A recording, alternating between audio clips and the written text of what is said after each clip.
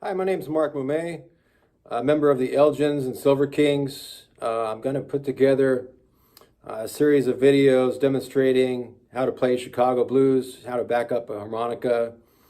A lot of people associate, some of the later string bending styles with blues guitar, but it really came from country blues guitar and more of a piano-like approach, where you're supporting yourself with the low and high strings, much like a left hand and right hand on a piano would do. So the first video is going to just show you the most basic patterns and hand positions, show you some of the grooves, and get started from there. And every subsequent video will be adding layers to what you've already learned. So start with the first one and just work your way through. What you learn in these will be a great jumping off point if you want to continue on with country blues and go further back, or if you want to develop some later styles. This will be a great foundation for you either way. And basically what we're going to be covering is the styles of guitar playing behind the great Little Walter and Muddy Waters, and a lot of the great harmonica players, guitar players like Dave Myers and Louis Myers and Eddie Taylor and Moody and Floyd Jones and Little Walter, Jimmy Rogers, guys like that. That's primarily what I'm going to be focused on, guitar playing of the 40s up through the early 50s. For the sake of time, I'm not going to go super slow into the very beginning entry-level guitar playing. I will show my hand positions up close so you hopefully can see what I'm doing, and I'll play the notes slowly so you can sound it out and kind of go from there.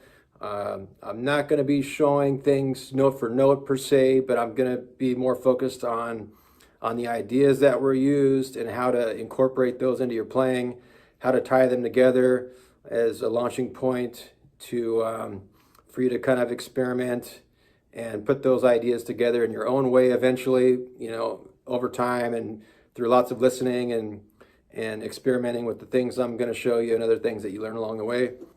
All right, so here's the first pattern. Very basic. Just playing the top two strings, E and A. I'm going to bring my right hand closer to my fretting hand so you can see both hands simultaneously.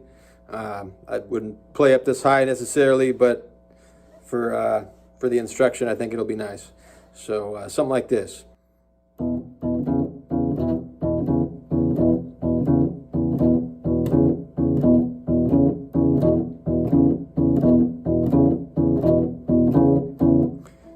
And then for the 4, you're going to do the same thing, but you're going to be playing on the 5th and 4th strings. So just one string down, same pattern.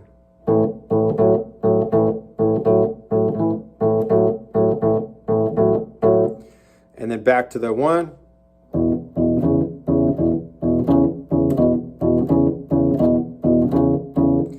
Okay, and you're going to be, you want to kind of hit both strings simultaneously, or right together as if it's one string with your thumb. And I'm muting with my palm after I strike the note to stop it. That's key to get that sound. So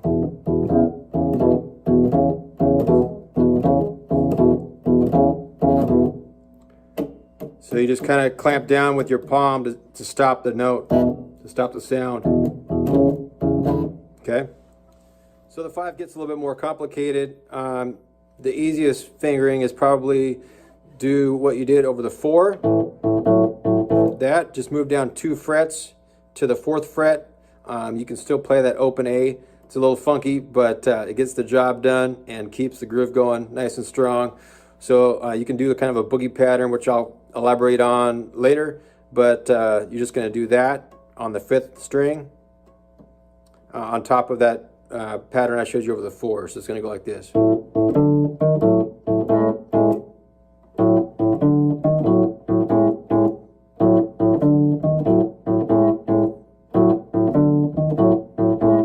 And just hit those 2 strings together as if it's one big string. So they both sound out together. And then back to the 4. Or just the simple pattern. So like. And then back to the 1. Or whatever, to turn it around. So something like this.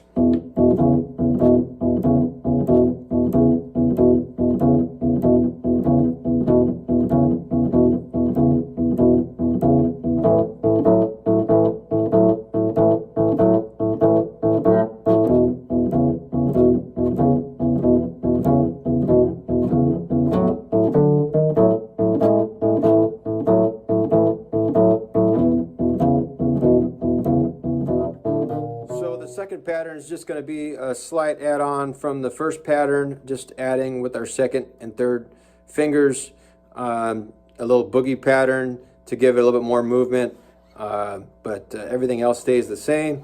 So over the 1, it's going to sound like this. And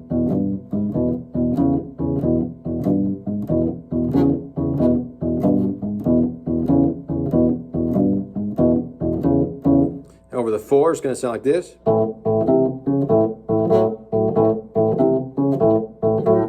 Back to the 1.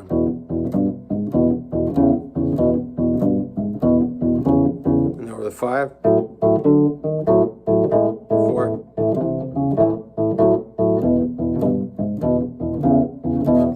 So it'll sound like this.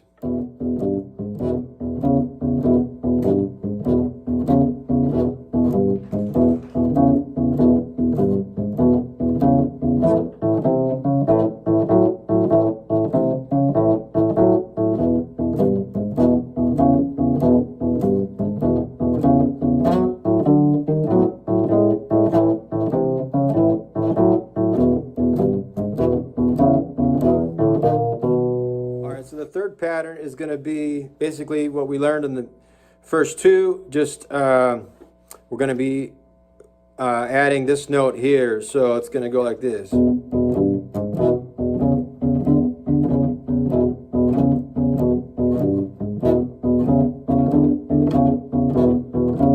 Okay, so slow down.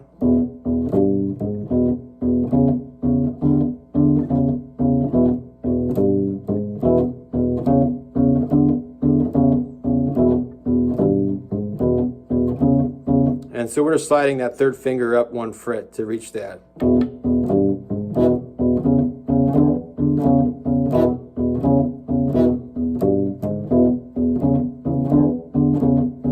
Four.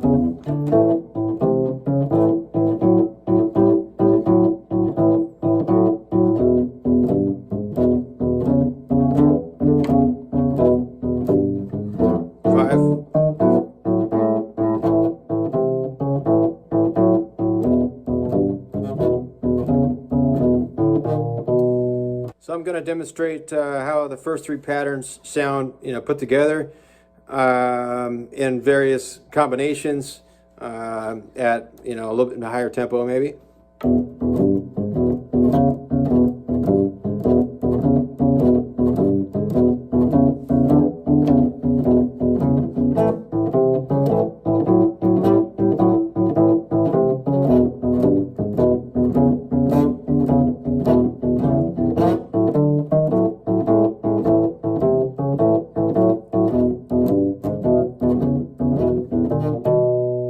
Something like that.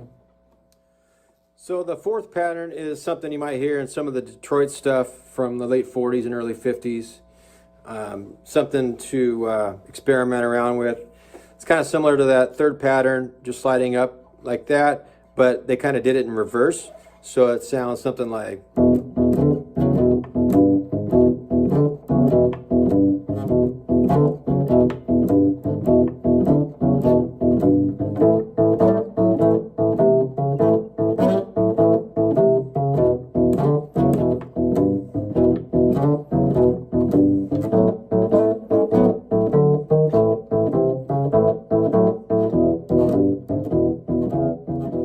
So the next pattern is going to be similar to what we learned in the first few, but instead of like a two-string rhythm, it's going to be a single note bass line kind of pattern.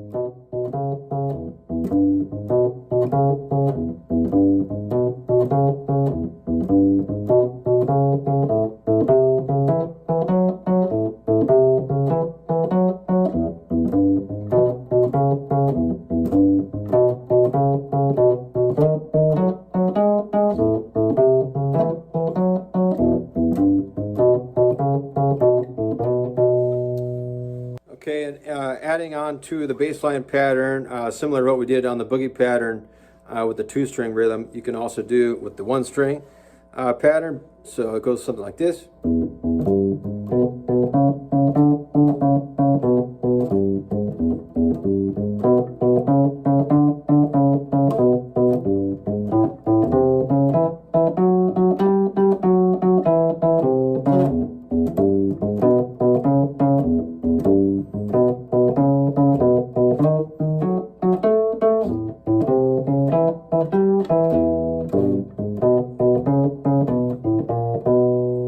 And on the 5 and the 4, kind of bending that note slightly.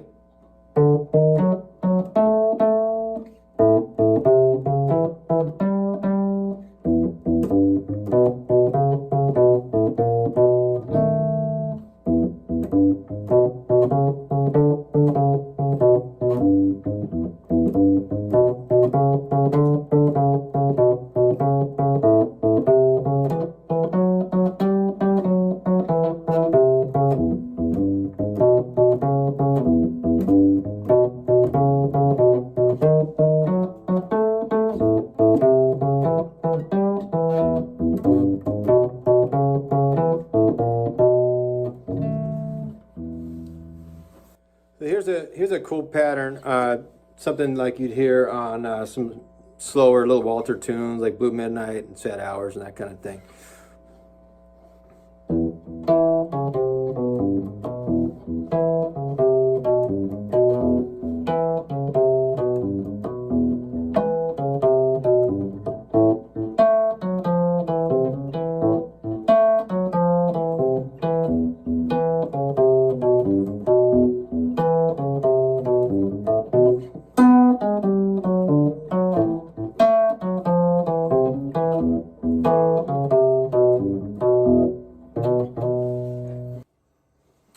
So here's something you can use on slow blues. This is a single note bass line pattern like you hear on Blue Midnight.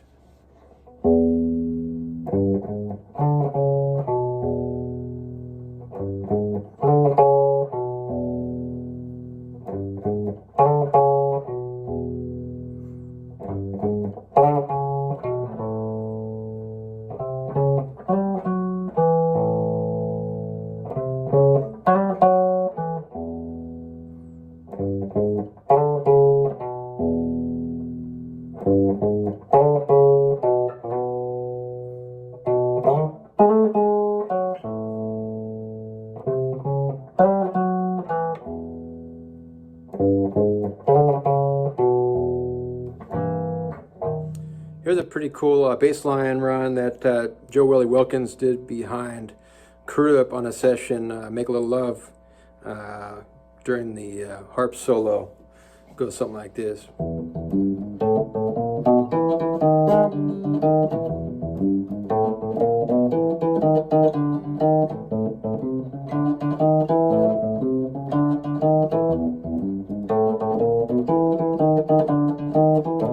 Yeah, and then play what you went over the 5. But yeah, again, I'm like hitting a bunch of stuff because I'm playing up so high, but trying to show you some right hand technique while showing you the fretted hands. Okay, so all of these patterns can be played both slow and fast. Can be played on slow blues all the way up to boogies. So, you know, the same pattern, you know, you could do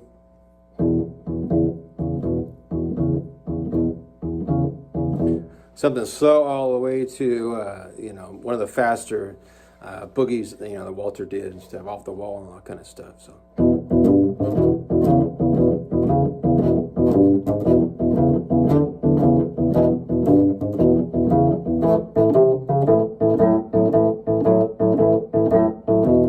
So just get used to playing at different tempos and understanding how they fit in all those kind of different situations. So the stuff I'm showing you in this video and the stuff, especially in the next video, are the foundation of all of this stuff. So don't skimp on this section. Most guitar players, you know, think this stuff is rudimentary and they don't spend any time on it. But this is what it's really all about. Everything else you put on top of it isn't going to sound right if you don't get this part like ingrained in your head.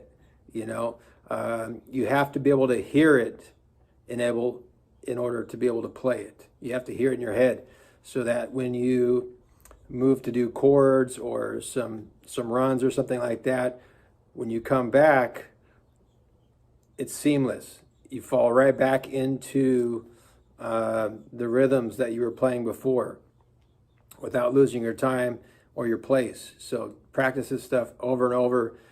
Listen to all the stuff in the 40s up to the early 50s, you know, with the Bluebird stuff, with Blind John Davis on piano, and the stuff in the early 50s, you know, with Dave Myers and Robert Jr. Lockwood and Muddy and Jimmy and all these guys. Listen to those recordings over and over and over and get this stuff really ingrained in your head. Super duper important.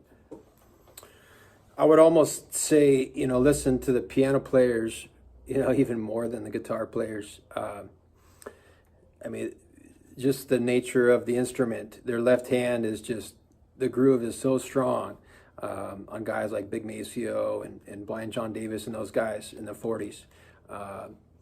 And even, you know, Span and stuff in the 50s. But all right, so that wraps up lesson 1. We did all the 2-string rhythms and all the single note bass runs, or at least enough to get you pretty far down the road.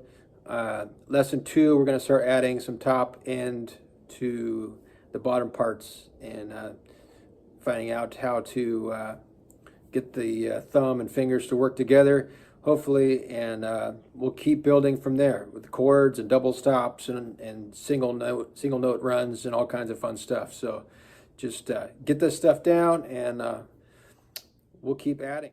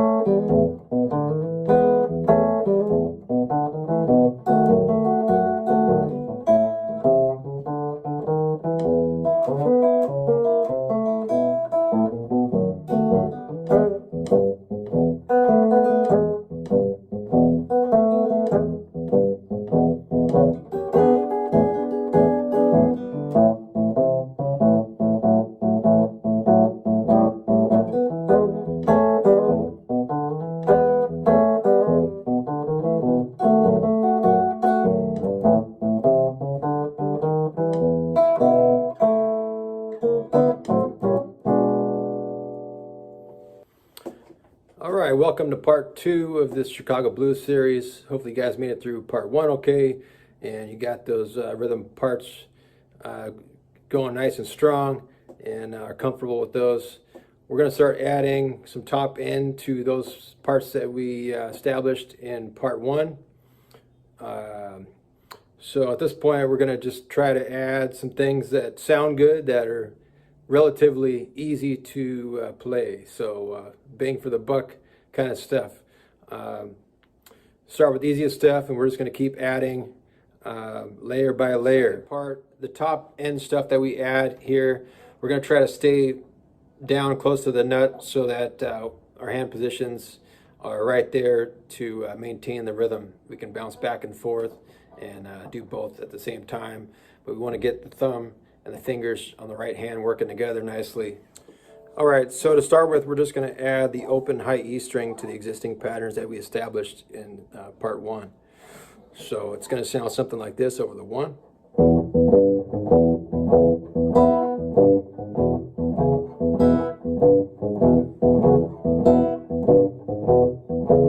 And then over the 4, we're going to also play the open high E string.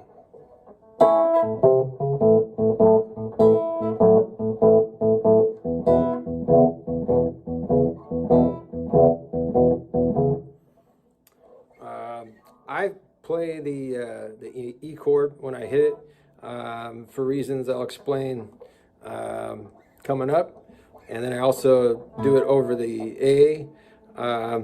Just kind of a habit I developed. If you can just play it, just lift your palm away from the fretboard and you can do it the same way.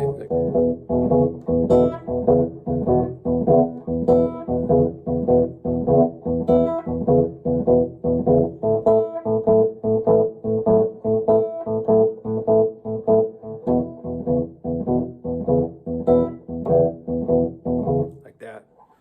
All right, so the next thing, we're just going to add this hammered third G string to the pattern. So it's going to sound like this. 4.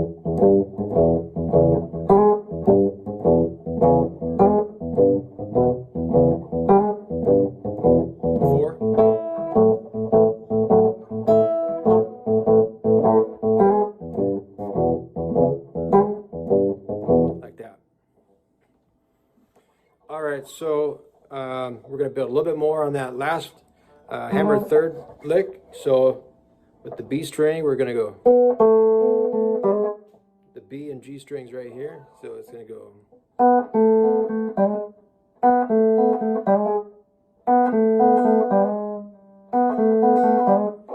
Okay, so it's going to sound like this over the pattern.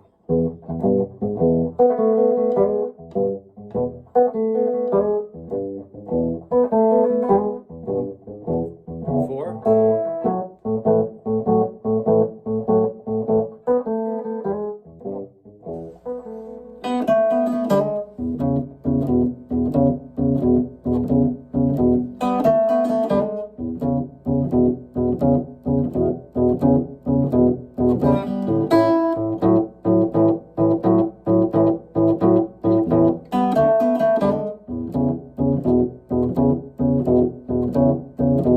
Something like that.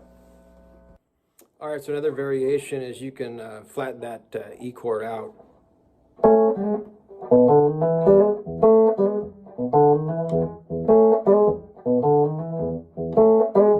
Something like that. All right, another thing you can do is add this little bass run up to that hammered third lick. So it goes.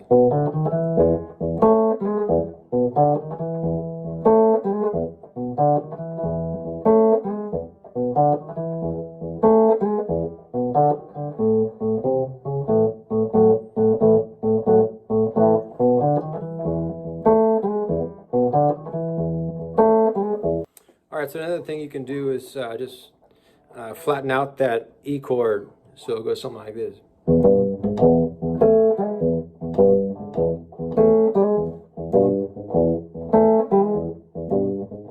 All right, so a real simple chord that you can do is just the 7th chord, E7 here. So, and then just, of course, keep thumping on that low E string.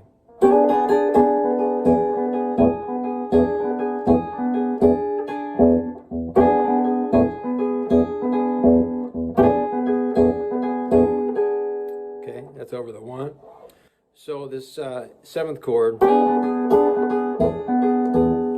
you can also move that down 1 fret and play it over the 4, but still stay on the 1 on the low E string. So something like this.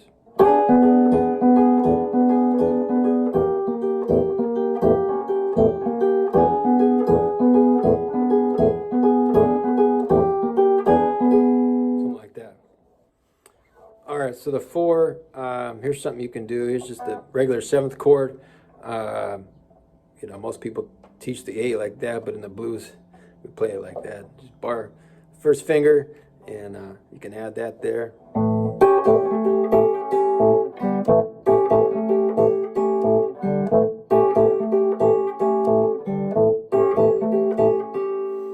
Okay, so over the 4, I'll show you this lick on the B and E strings, and then we're going to thump on the low string here, the A. So we're going to walk it up on the B string. It's going to sound like this.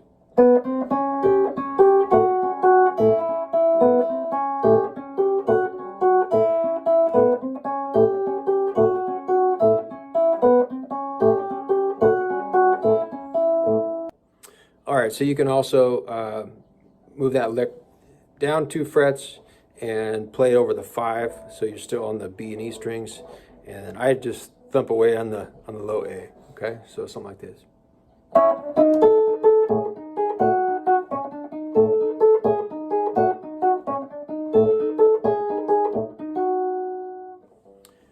All right, so another thing you can do, similar to that lick we learned over the 4, is you can just use your, I use my 2nd finger on the B string here, and then the open high E string together over the 4.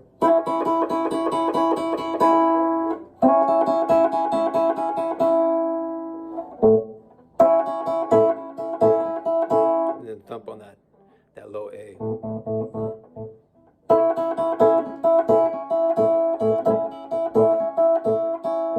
And then you can move that down 2 frets and play that over the 5. And again, I still stay on that low A.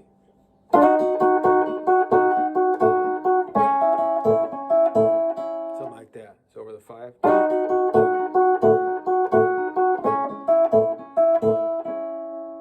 Like that.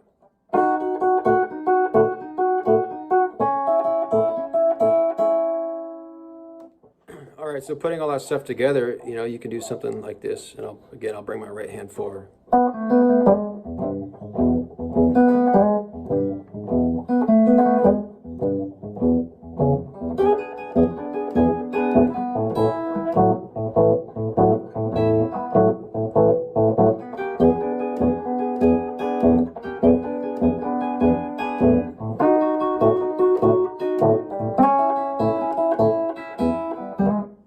Something like that. All right, so in the first video, I showed you some easy ways to handle the 5 with the boogie patterns and stuff and the 2-string rhythms. It's probably not theoretically correct, but it works well enough, and I think it sounds good. Some guys don't like it, but it's there if you want it. And I'll show you another option here. This is probably what I use most of the time. This is the B7 here. And I usually use my 2nd finger up here on the low E string.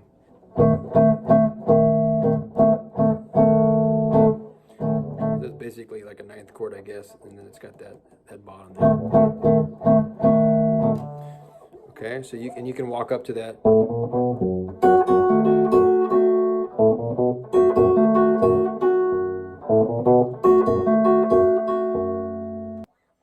Yeah, so here's A7. You can slide that up 2 frets and you have the B7.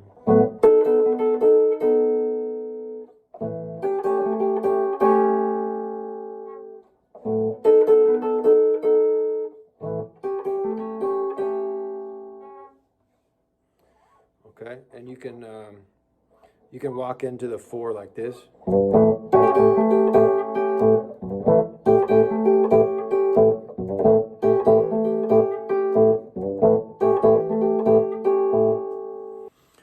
All right, so like if you wanted to walk up to the 5,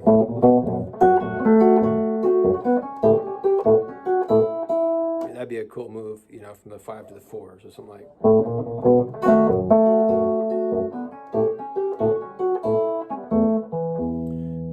I'll show you a couple of pretty easy turnarounds to do, so you can tie this together.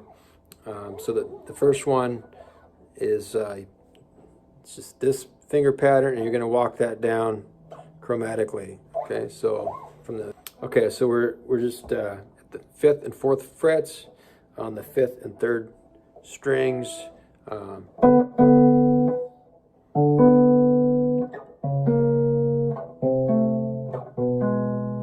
Okay.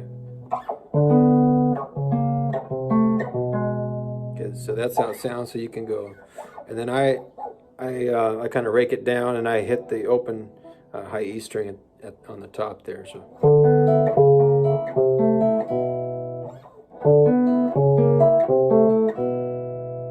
And you can go the other way.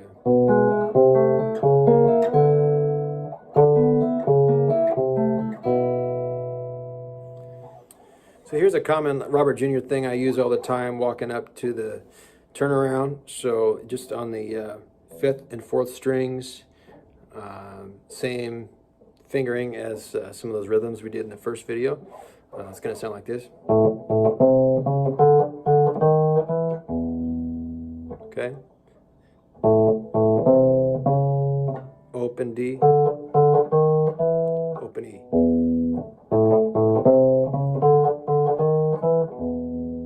Okay, so like something you might do over the from the 5.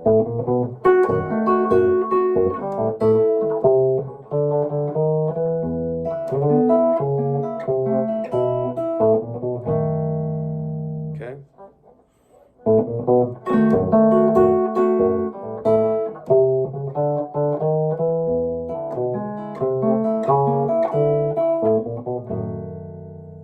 Okay, you can also walk it the other way.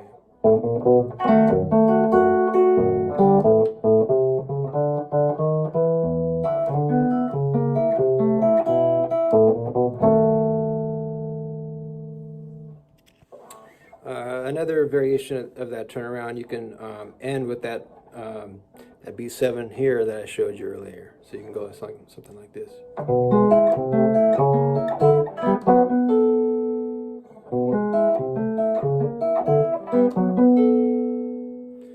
It's kind of nice because it's right there, right? You're walking right into it. All right, so that wraps up part 2.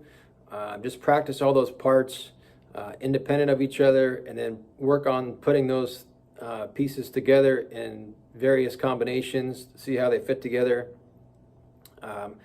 In the intro, I tried to incorporate some of the things that I showed today, so you can kind of follow along.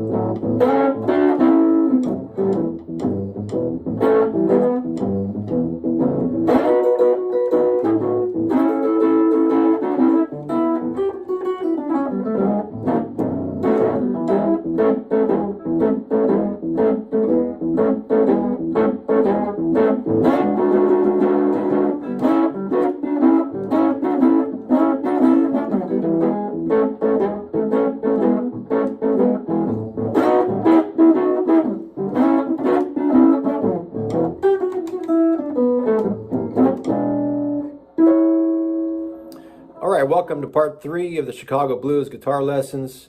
Hopefully you guys made it through the first 2 parts okay. Definitely spend a lot of time getting those parts down before you move on. So in this lesson, we're going to be mainly focused on basic chords and some double stop ideas that you can use to kind of transition from one thing to the next, create movement in your playing. One thing I'd like to stress is the pioneers that created this music, they spelled out the entire language. You're not going to add something that is going to, turn this music up on end. It's already there. So just really focus on the fundamentals and get those down. And through some of the ideas I'm going to show you, I'll kind of point you in the right direction as to some ways to tie different things together. That's where your personality can come through, is how to connect the dots, how to tie these things together. And always ask yourself, am I adding more or am I saying more? This music is about simplicity at its core, and you want to say the most with the least. That's really what it's all about for me. It's easy to keep adding more and more and more, but are you really saying more? So ask yourself that. Guys like Muddy Waters and Floyd Jones and Jimmy Rogers and John Brim and these guys probably didn't know a ton about music theory and this stuff, but what they did know, they practiced hard and they had it down, and they got the absolute most they could get out of the things that they did know. If you like these lessons so far and you'd like to support the channel, I have a music website. It's called Devil's Tail Music. You'll see it in the screen at the end of this video with the web address. Lots of t-shirts and posters, signs, all kinds of blues memorabilia. So if you like this kind of music, I'm sure you can find something there that you like. Thank you. All right, so probably the most common chord when you're playing in E position is the 9th chord here. So E, and like I showed for the 5, I put my second finger on that low string, low E. So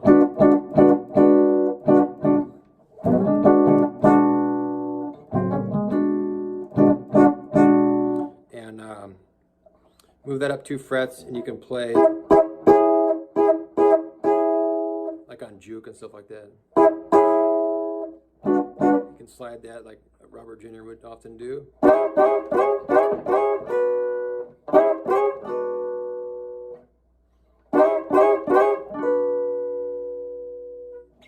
And then taking that same shape, you can move that up to the 12th fret, and that's your 4, the A.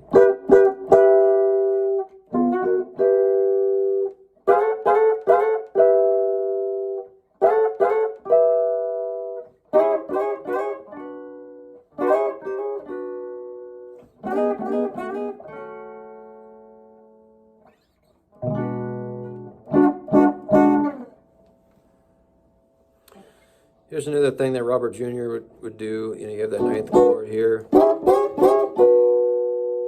You can also do this and hit the 12th fret up here.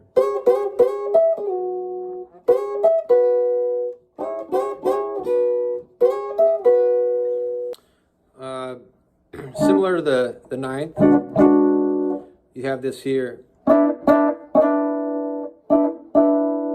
use that one quite a bit. And then you just move, so it's the 7th, 5th, 7th on the top 3 strings. And all you have to do to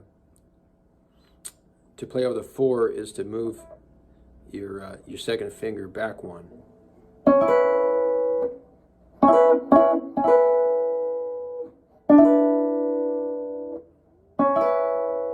And then you can move that whole shape up 2 for the 5.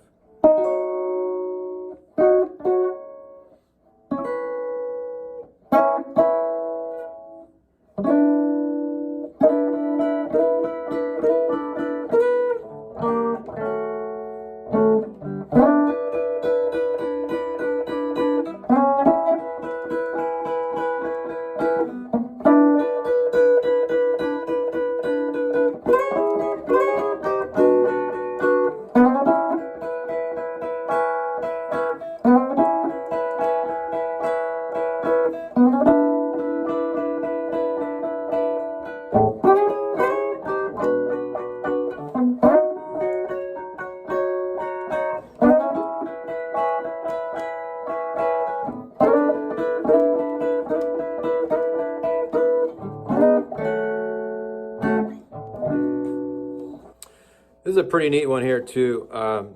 We learned the 7th chord. You can lift your 3rd finger up and play that high open E, and that's a great sound.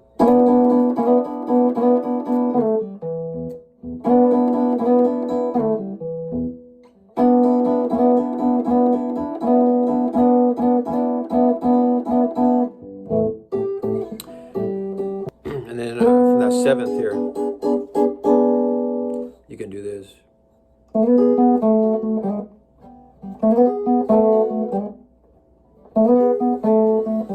Another chord you can use is this one here. I think it was used in Hideaway. Robert Jr. also used it in Had My Fun. Top 4 strings. 12, 11, 9, 12. You can flatten out that 1st finger and lift your pinky. You can play that. Your Robert Jr. with like something like this.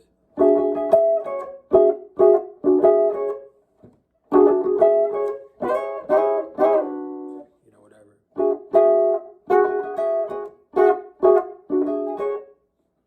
Cool chord. Another cool thing that Robert Jr. used a lot behind Little Walter is just flattening out the chord here to get a nice little rhythm going.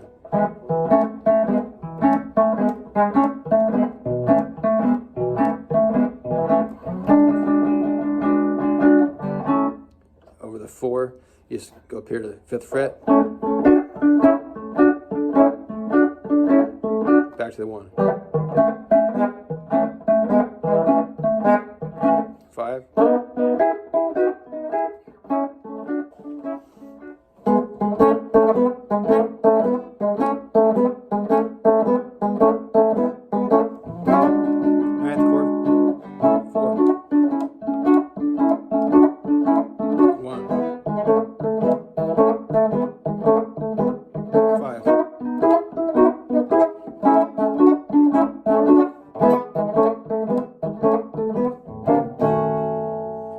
So you're just flattening out the chord. And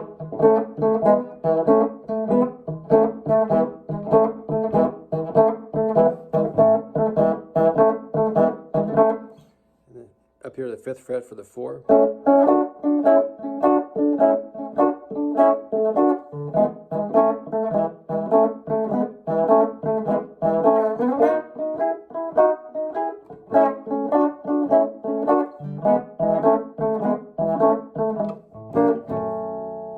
Here's another variation of that flatted chord lick.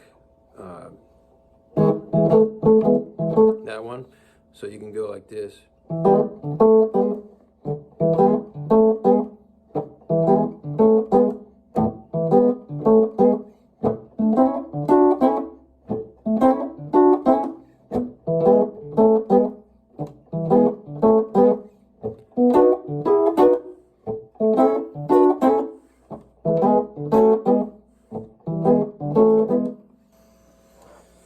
Here's a neat little double stop. You can tie in with that chord I showed you earlier.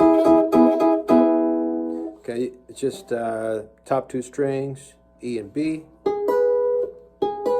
7th and 5th frets. And again, as always, you can still thump on that low E. And you can, sorry, I'm kind of like fumbling around with the strings, so I'm trying to play up high here so you can see both hands together. But you want to try to avoid all those extra noises when you're playing. But for the sake of demonstration, I think it's better this way. So, yeah, you can.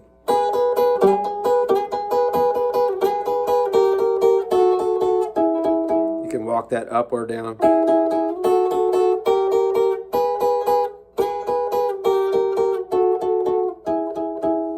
So there's the E7 right there. Just add that.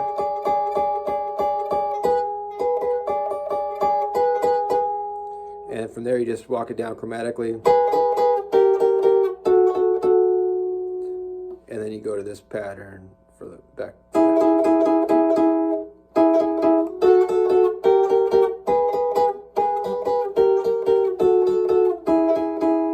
then you can even continue that further, like I showed you earlier. You can.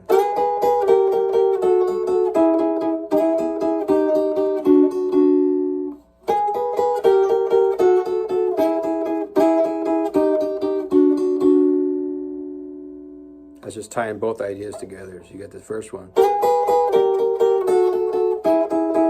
and then the one I showed earlier.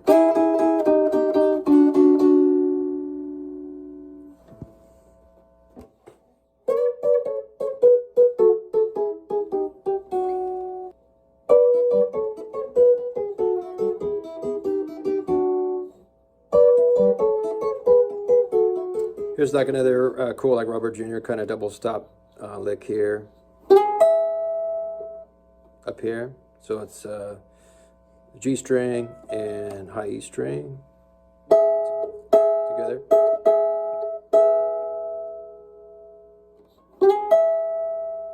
And you can slide that up 2 frets.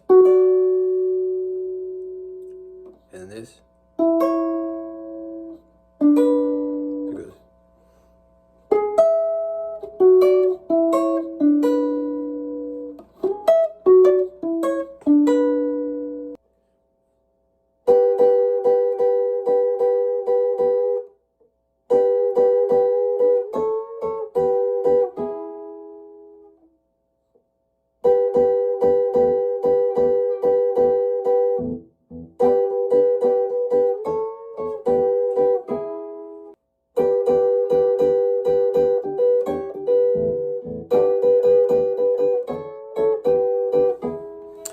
So coming off the Robert Jr. Double stop runs. So Jimmy Rogers would do something similar, but he would shorten it up. And he started many of his solos this way.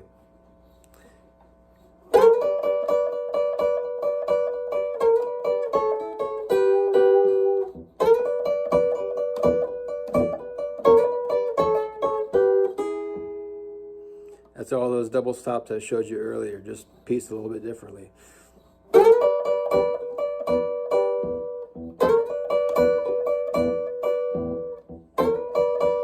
So you're on just the top 2 strings, 10th fret, 12th fret, thumping on that low E.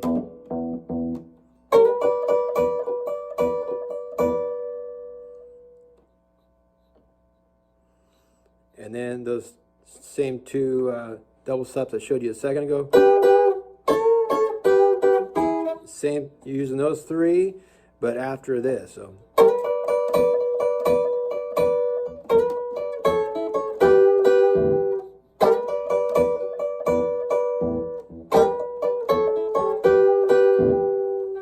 That kind of thing.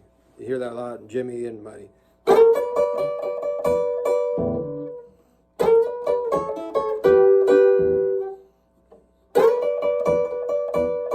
This is mostly Jimmy here.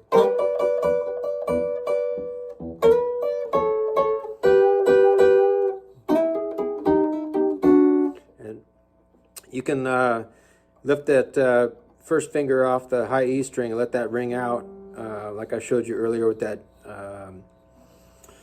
Robert Jr. lick.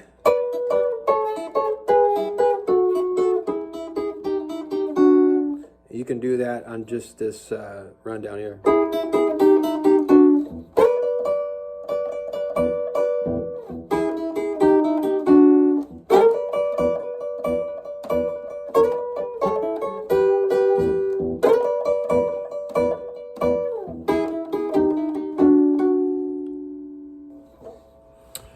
So an easy way that I've found to kind of divide up the fretboard is this chord here, 7th fret, 5th fret, 7th fret on the top 3 strings, over the 1, playing an E. It's right in the middle of the workable fretboard, essentially, so you have, 6 notes going that way, 6 going this way up to the tonic here on the 12th. So moving towards the nut, we have this.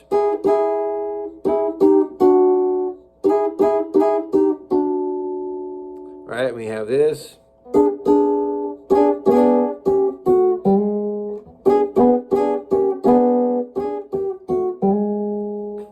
And then moving further up the neck, we have this series.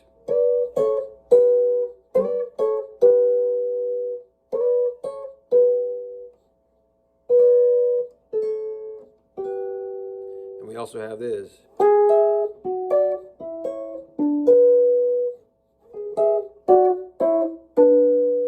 And we also have this.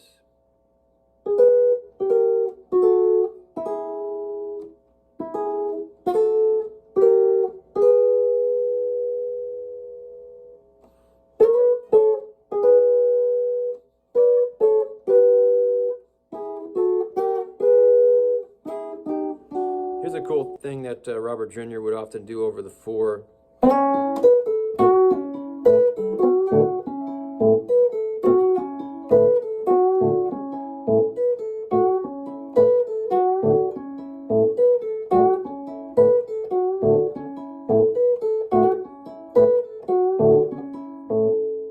You can also do it over the 5, and I'll just keep thumping on the low A.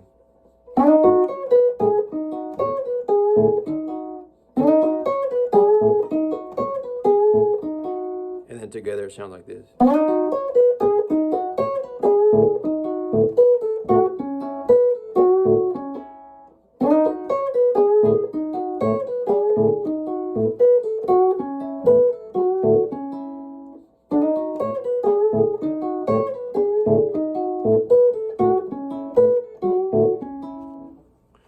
Here's a cool double stop run that Robert Jr. would often use.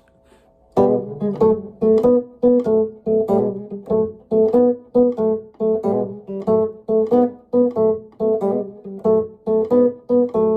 then you can also play it over the 4.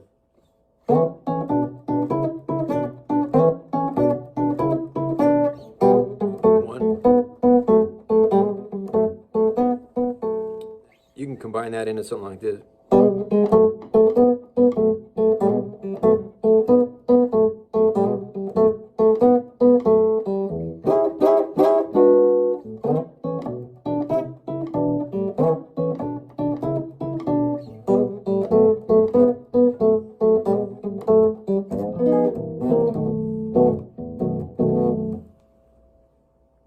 And you can take that pattern over the 5 too.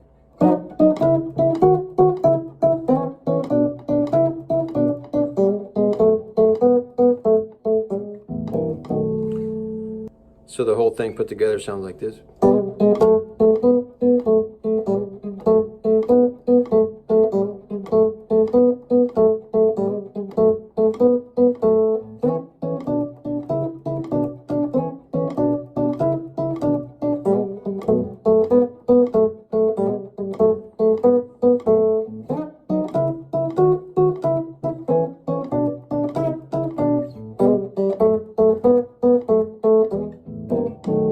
So I'm a big fan of using open strings. That's what these guys did. Muddy and all these guys used the capo. So they can play in open strings in E and A position, which I'll teach in an upcoming video. But I'll show you how to use a capo using the E position. So I love these capos. Hamilton, heavy duty. Go with the vintage gear nicely, easy to use. So let's say you're playing an F, you capo at the 1st fret, and still use that reference that I showed you earlier.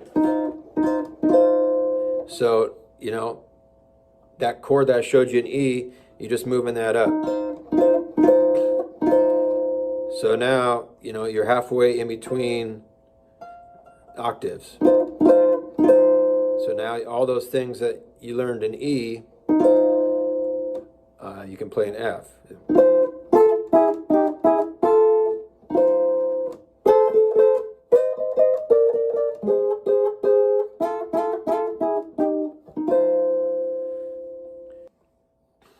And you can move it to the 3rd fret to play in G.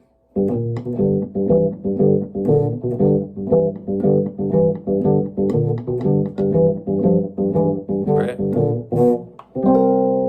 Okay, so you reference to play in G is right here on the 8th fret. So now your G's there. Okay, there's your reference. You have those double stops there, and all the way up here.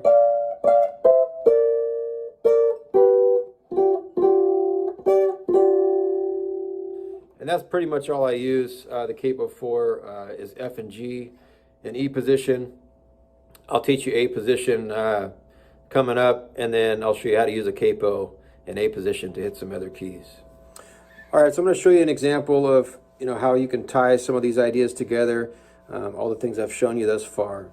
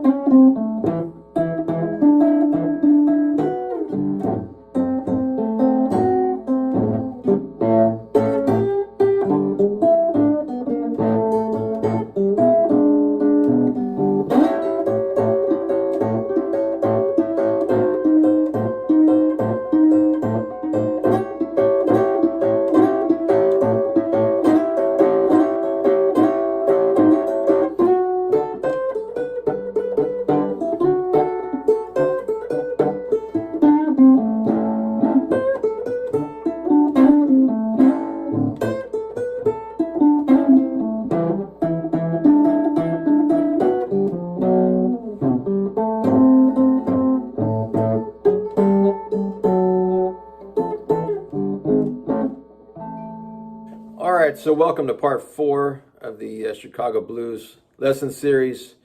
This time we're going to be discussing how to play in A position.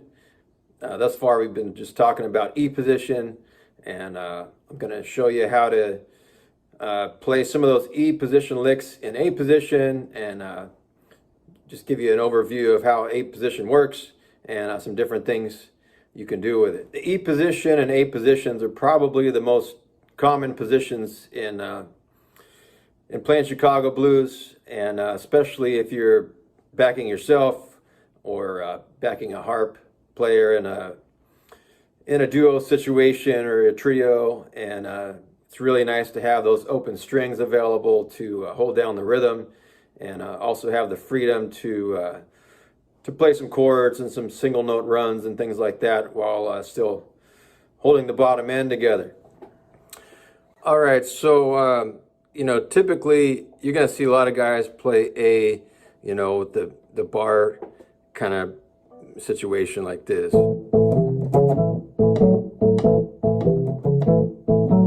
But let me show you a different way. The disadvantage of doing it that way is, it's a real workout, a real stretch, and you're pretty much locked into that.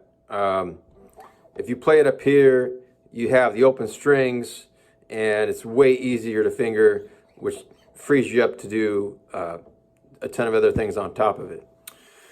So the basic rhythms that I showed you in E,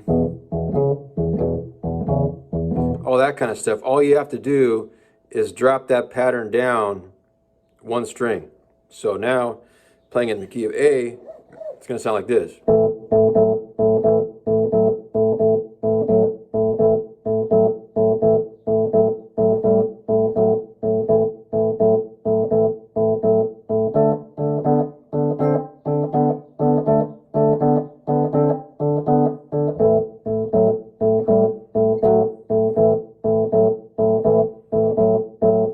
Okay, so yeah, you just one string down from the E pattern, and you're playing an A, and then you drop that down one string, and now you can play that over the 4.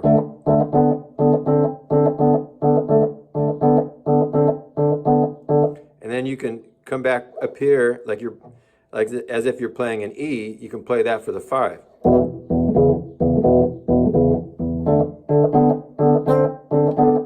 And then back to the 1.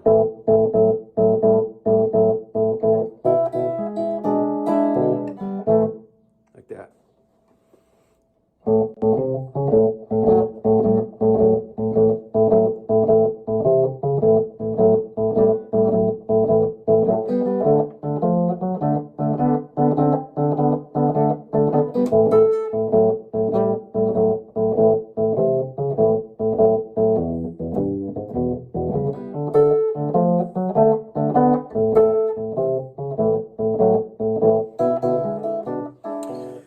Okay, and then, in the second lesson, I showed you how to add some basic top end to the key of E. So doing something similar, we can do that also in A, but we'll be reaching with our pinky instead of hitting that open string. So it'll be like this.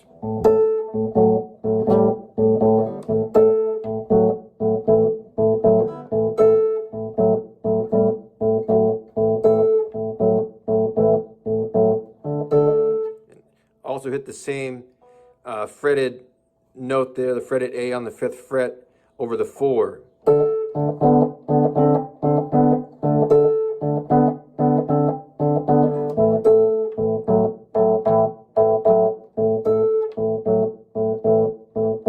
And then for the 5, you can play the 7th chord and then go to the 2-string rhythm. You can do something like this.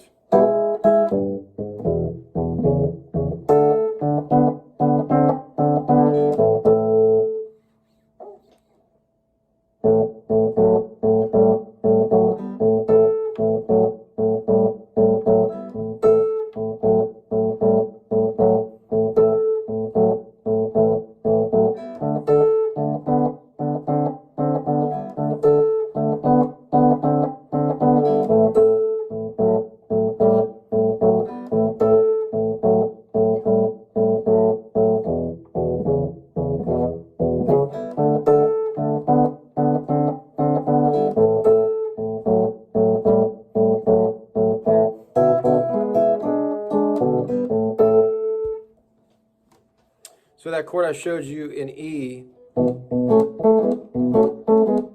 you can play on the 5th fret for A.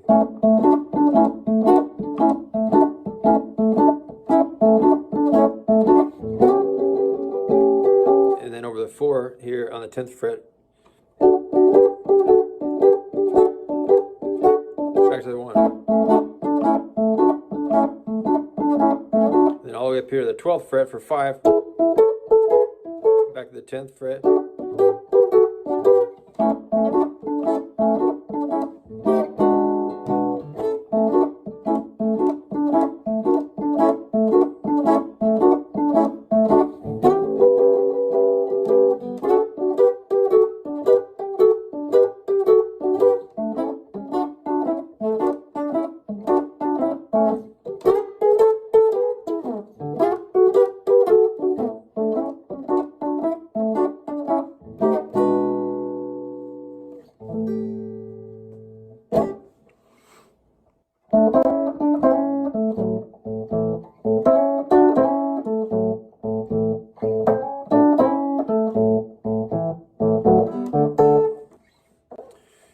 And then that 9th chord I showed you, playing an E,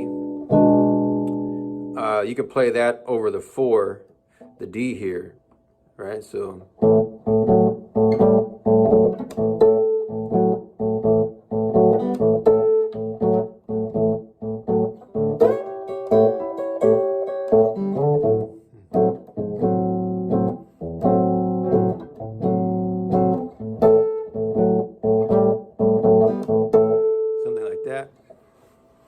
any of the 9th chords I showed you too, you know, playing an E, now that's the 5 playing in A. So you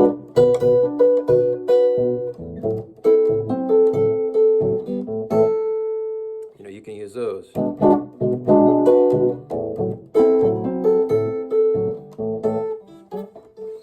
Yeah, so if you're playing in E, you know, here's the E7 here.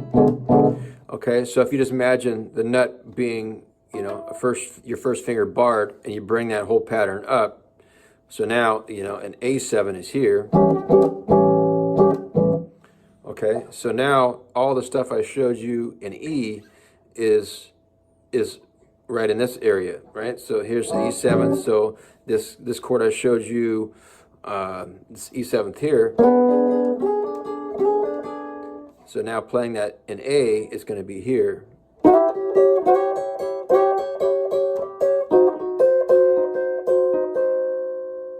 Okay? But now you can thump on the low A and play it like this.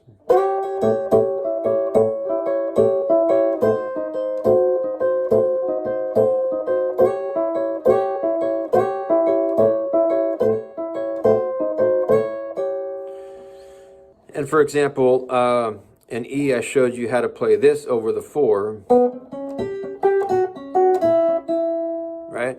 You can play that in A right here. You're thumping on the open D here and playing the same lick.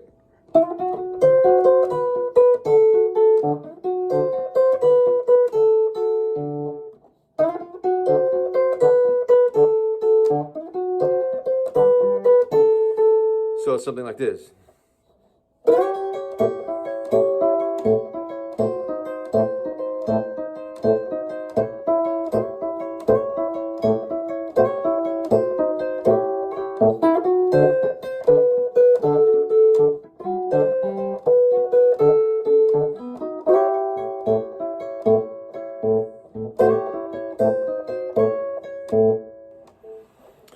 So like this I showed you in E, right? You can play that up here in A.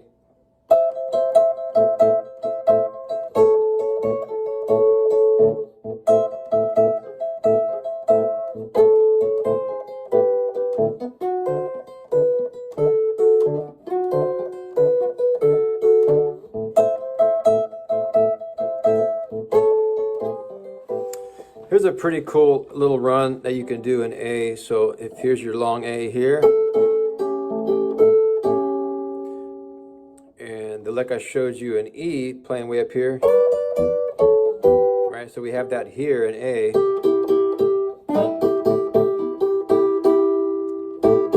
right? So, and then you can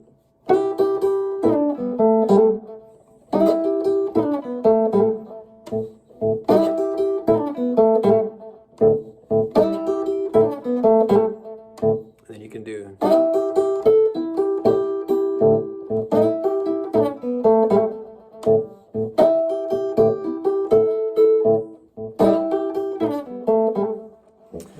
And then, you know, the stuff up high in E was way up here, right?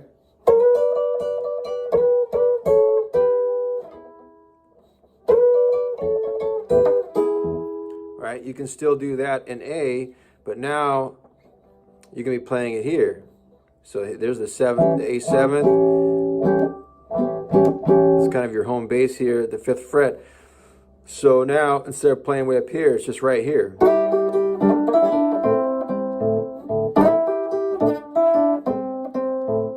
And you can bend this B string a little bit.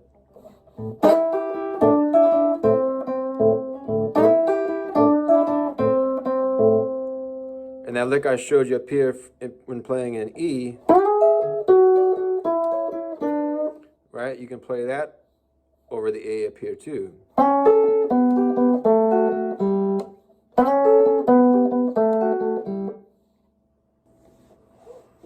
And that lick I showed you over playing in E, right? That's now here. So here's the 7th. So now you can go, and then instead of playing the 3rd in E and just hammering on, now you can play it this way and just like quarter step bend that there. So.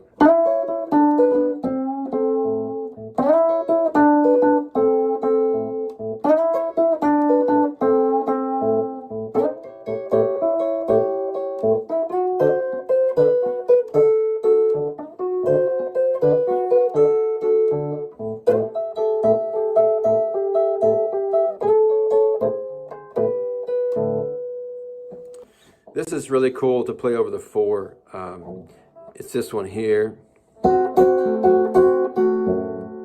And then use your thumb to 2nd fret, low E string, right? And then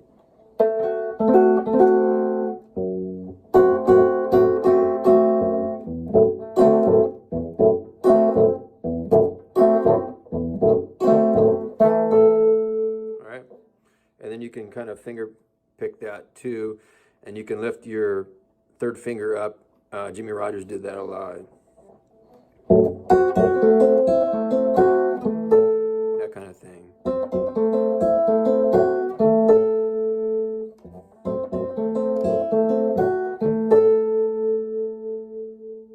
And you can walk that down.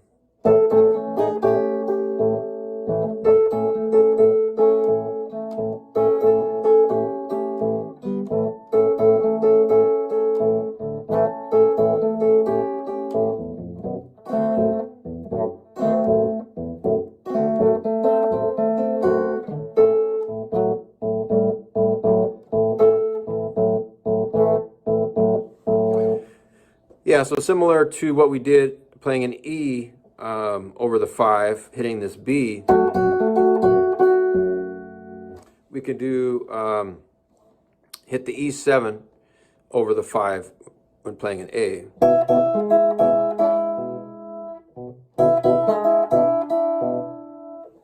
So something like this.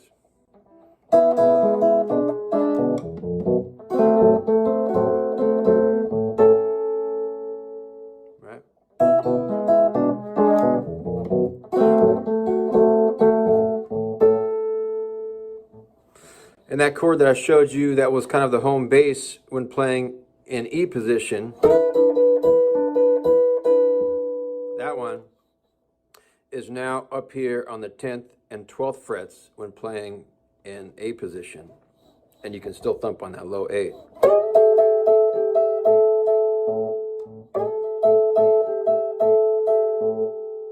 And all the stuff I've showed you in E is now all centered around that chord. Right? So now you have this, It's the same as this in E. So you have this home bass chord here. You have this. You can use your pinky here on the high E.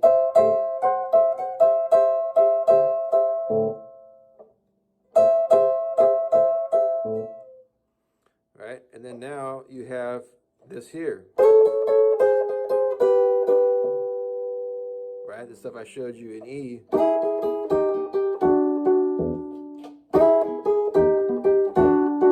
That's up here now. It's still thumping on the low A strings.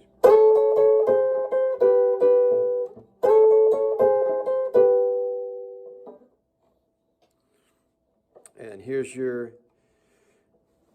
A that you were playing over the 4 in key of E is now the 1.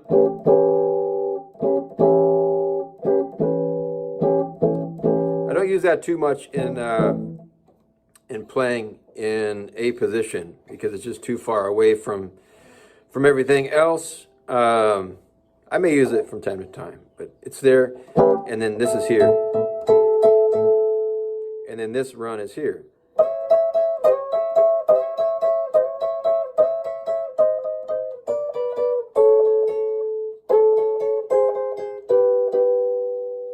All the stuff I showed you in E, it's all right there. So here's the chord, the home bass chord. There's your 9th, and here's this run here.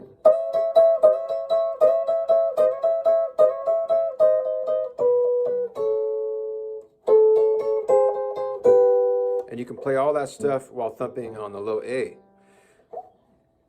Where if you're just relying on this kind of boogie thing here, you know, how are you going to be here and down here at the same time, right? But playing this way, you know, and just thumping on the low A string, you know, frees your hands up to play all these other things on the top end while still holding the bottom end and just kind of cheating with the open string instead of doing the full, like, you know, 2-string rhythm pattern. You can keep it going enough and then come back to it, and then, you know, the listener's ears can connect that real easy. You know, it's enough. A real common turnaround in A position would be something like this.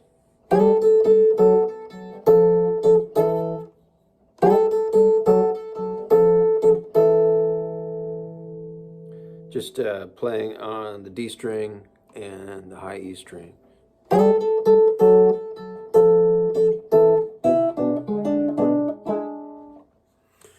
Here's some turnaround ideas you can experiment with playing in A. So you have the A here, and you have the open A here.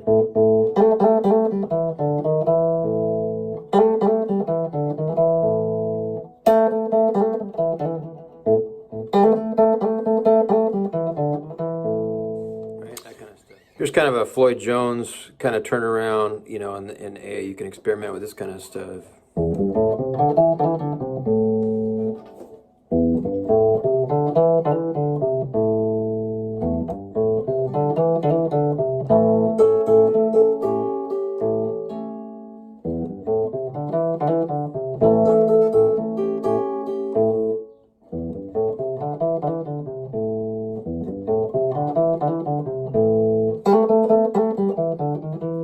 All that kind of stuff.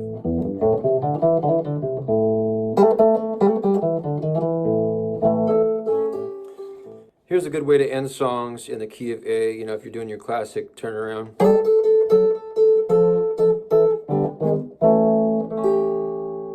You can walk that down like a turnaround. And then just the bar chord here, just walk up to it. And then they add the 7th. So it sounds like this.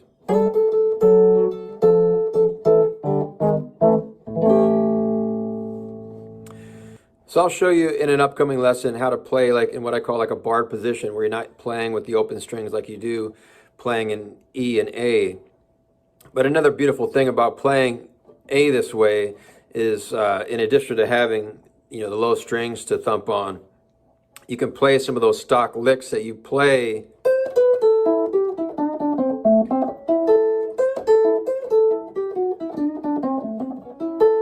that kind of stuff while thumping on the low A.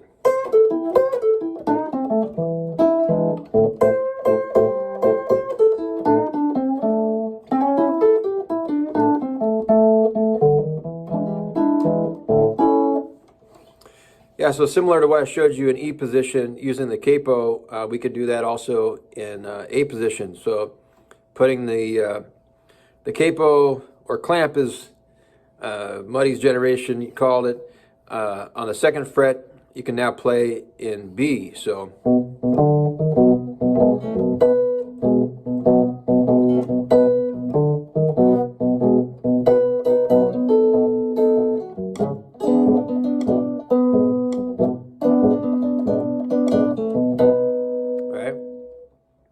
and then that kind of home bass chord I showed you in E and A, you know, move that up 2 frets for B. All right, and you can move that capo up to the 3rd fret and play in C in A position.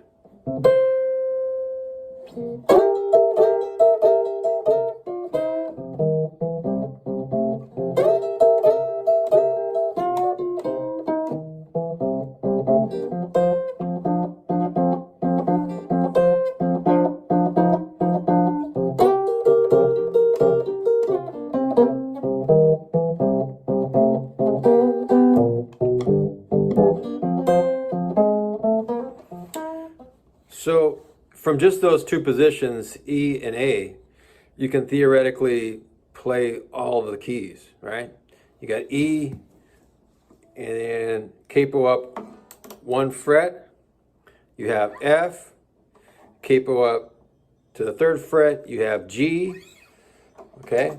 And then you have A position, and then capo up to the 2nd fret. You have B, capo up to the 3rd fret. You have C, and you could even capo up to the 5th fret and cover D.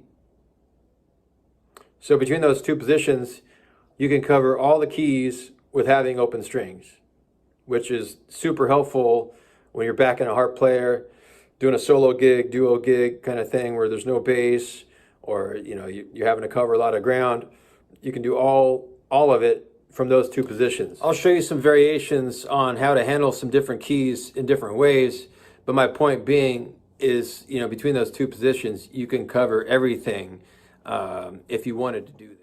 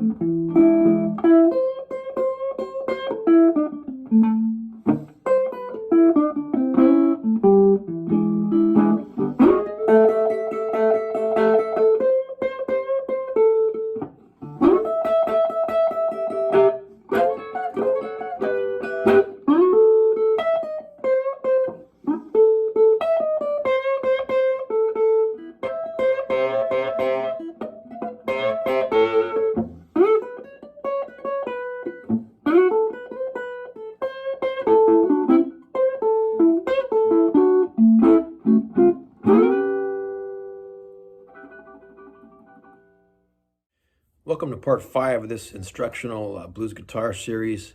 The first 4, I'd highly recommend going back and checking those out. They basically cover the low end of things, the chords, you know, bass line patterns and things like that.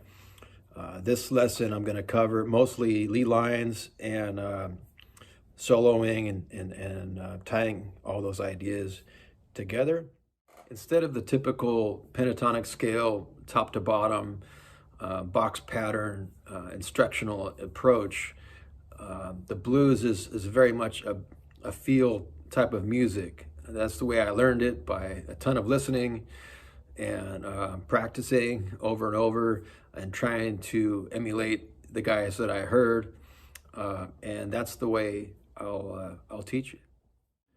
I'll do my best to go step by step, from all the way from beginner to doing some advanced type single note style playing. Because of the short duration of the video, relative to the material covered, things will have to move pretty quickly. So of course, feel free to pause and rewind and go over that section over and over until you get it before moving on. Here's a list of some of the things that I'll be covering in this lesson.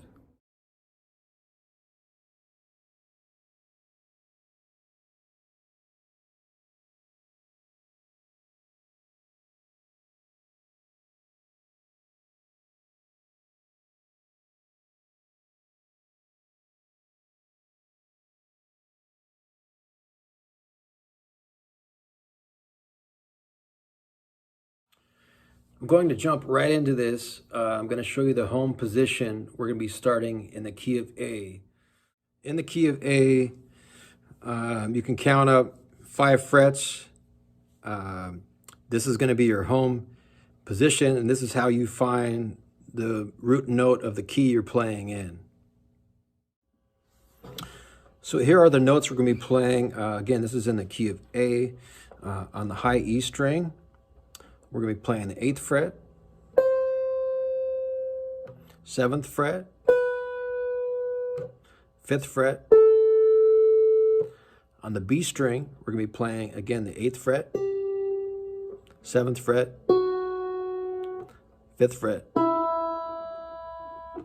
On the G string, we're going to be playing 7th fret, 6th fret, 5th fret. And on the D string, 4th string, we're going to be playing just the root note here on the 7th fret. So together, it's going to sound like this.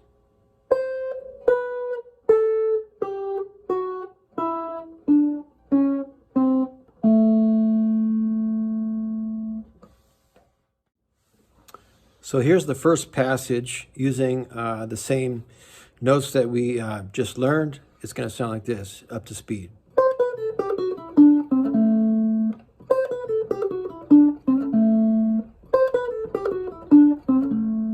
Okay, so that's 8, 7, 5, 8, 7, 5, 7, 5, and then we're going to up to the 6. That's a hammer on. So we're going to strike the note. And then, okay.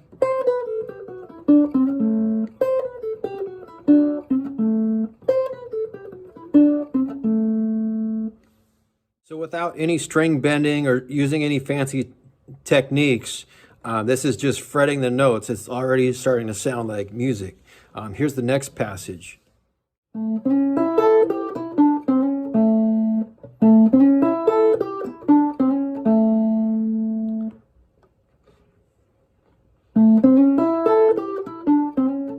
Okay, so on the 4th string, 7th fret, and then 5th fret, 3rd string, and then you're going to hammer on to the 6th fret. So it's going to go, and then we're going straight down the 5th fret, B string first, and then the E string. So it's going to go.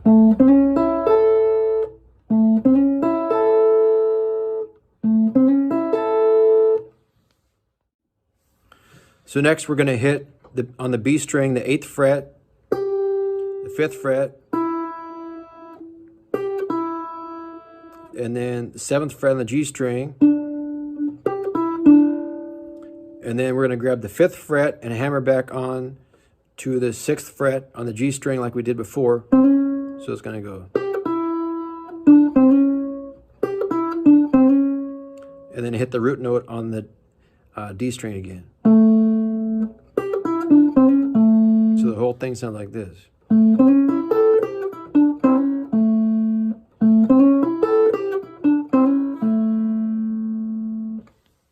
Okay, so the next thing is going to be this.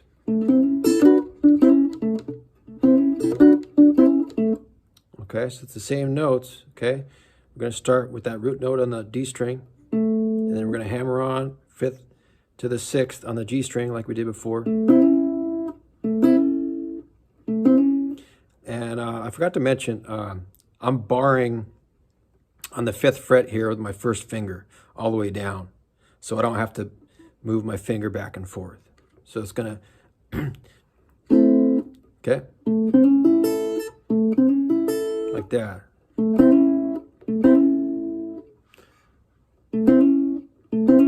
And then I'm kind of sweeping up.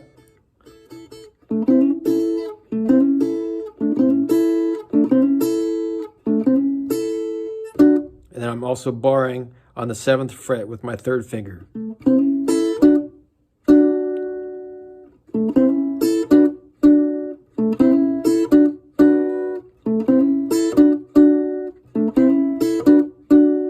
And then hammering on again.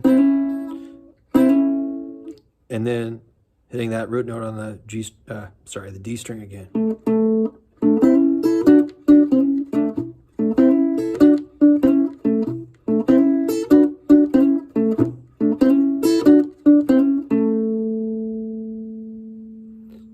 And that is your A chord right there, okay?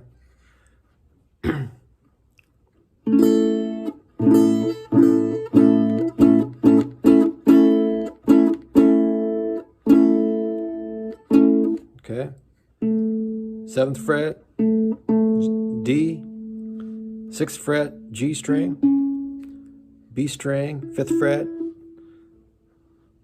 high E string, again 5th fret. So it's all those, that pattern that we're just working on, it's all right there.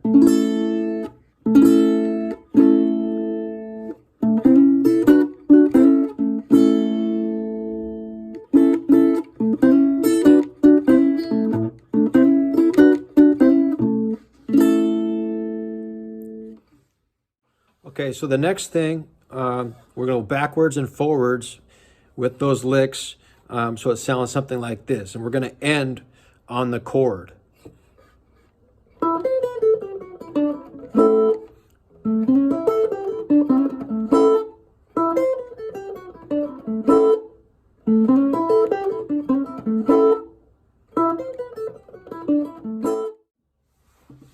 So B string, 5th fret, and then E string, 8, 7, 5, B string, again, 8, 7, 5.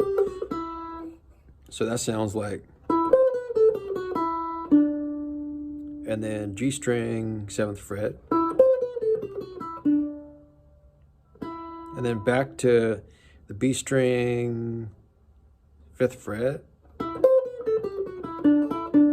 and then back to the G string, 7th fret.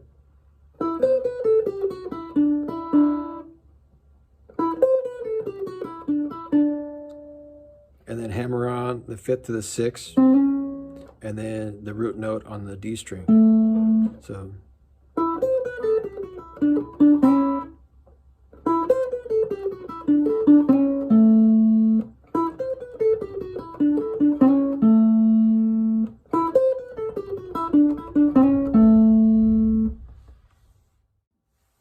Okay, and then doing it forward, we're going to start from the root note on the D string, and then hammer on the G string 5th to 6th like we've done in the past, and then straight down that barred 5th fret.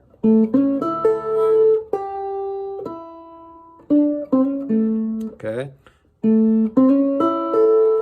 Okay, and then B string 8th fret,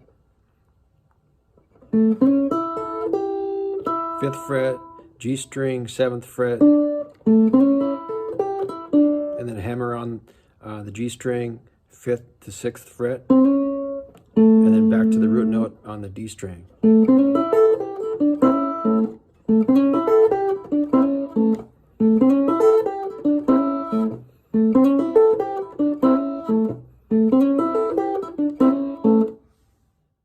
So we've been building layer by layer, and this next lick I'm about to show you is a typical introduction guitar piece that you'd hear in Arkansas and Memphis style guitar playing of the late 40s and early 50s. If you can get this down, this is a solid foundation for lead playing that will carry over to many different things.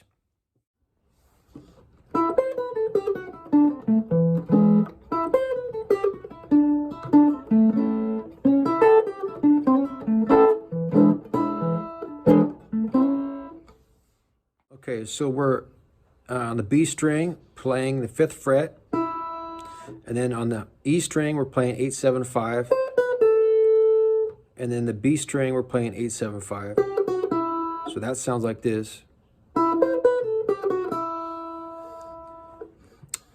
And then the G string we're playing the 7th fret, 5th fret, D string 7th fret, A string 7th fret. Okay, so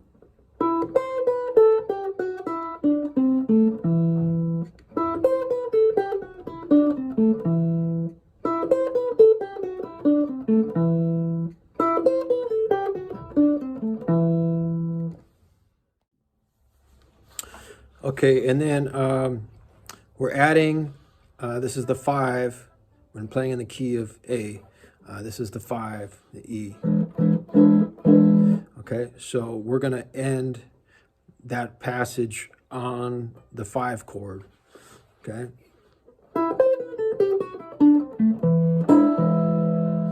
Okay. Like that.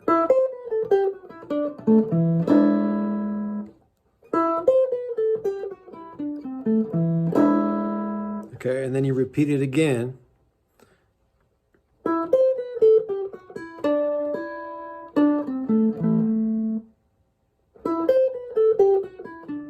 You kind of pause right there. It's like a little bit of a stutter.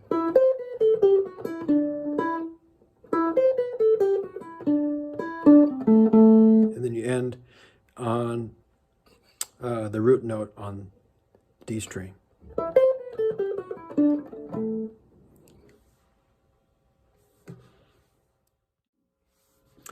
So far we have this.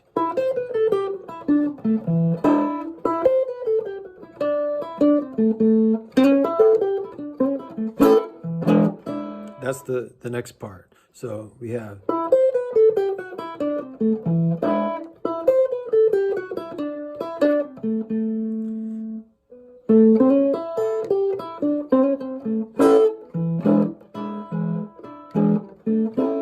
okay.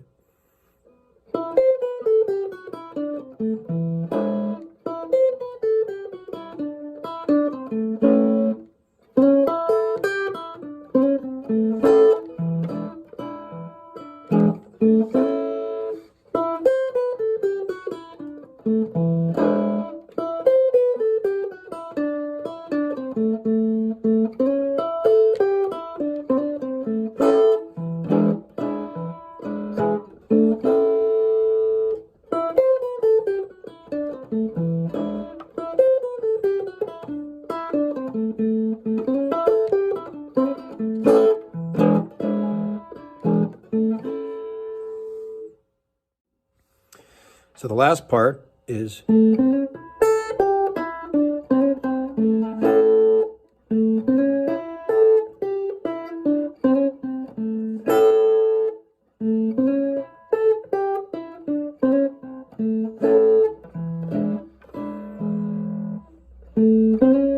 right, so 7, hammer on from the 5th to the 6th like we've done before. Down, 5th fret, 5th fret. 7th fret, hammer on the 6th again.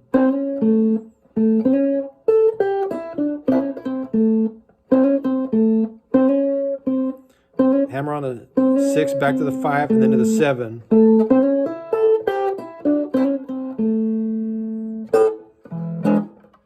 You can hit that.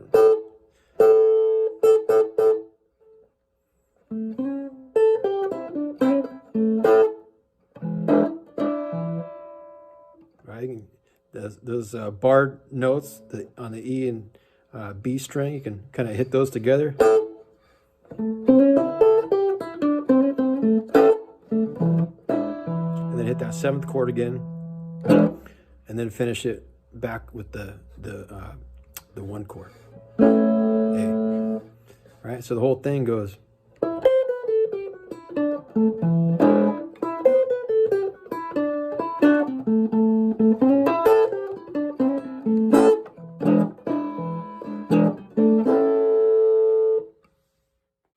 So hopefully you've made it okay up to this point.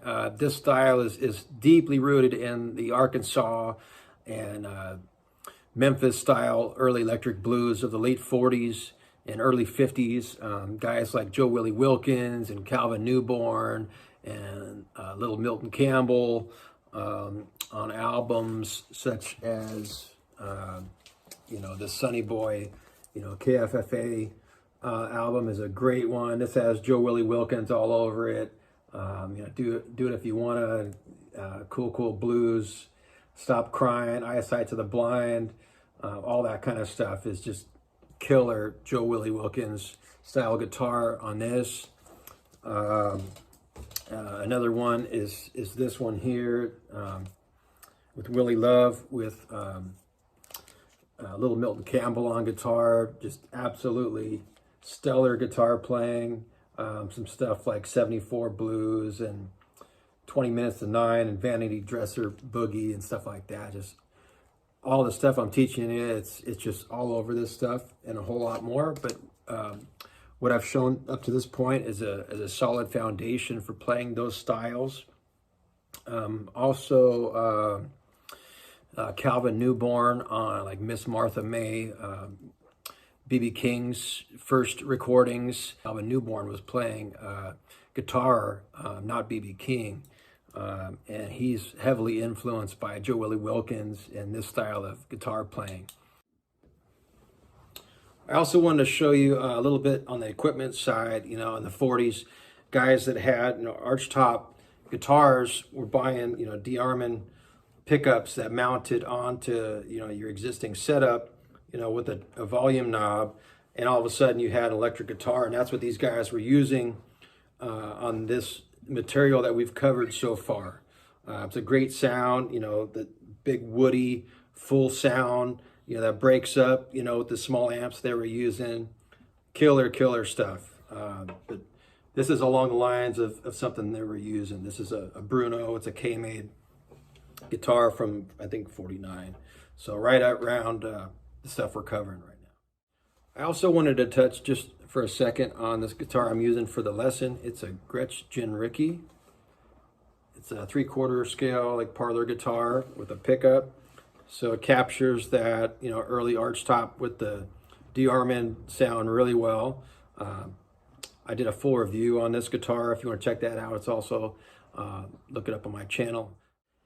So once you have a handle on what I've shown up to this point,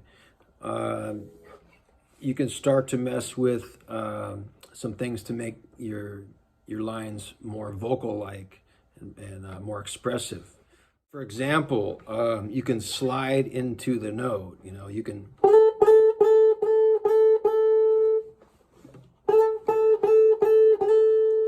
can start your run with something like that, or like this.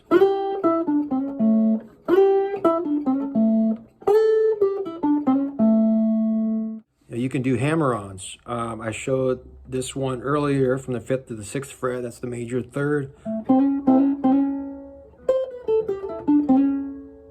You can also do it, down here, something like this.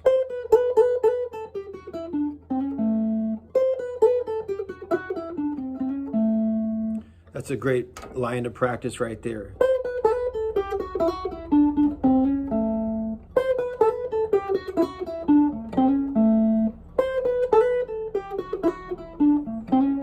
So that's just 8 hammer from the 5 to the 7. Right? And the same thing on the B string. So root, hammer major 3rd, back to the root.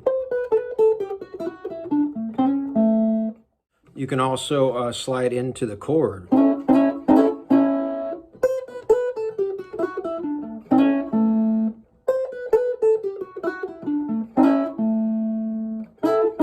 You can just slide into that double stop there.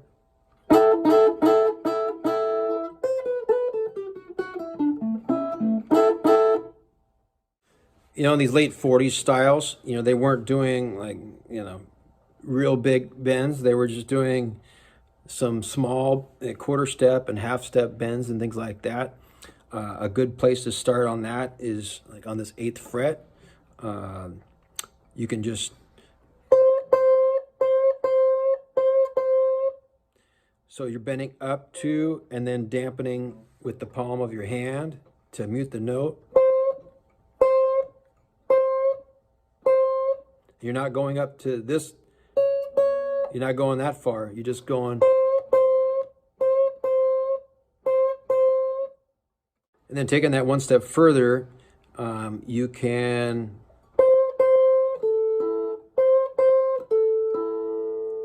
that's the 8th fret bend, and then 5th fret on the E string, 5th fret on the B string, so or like this.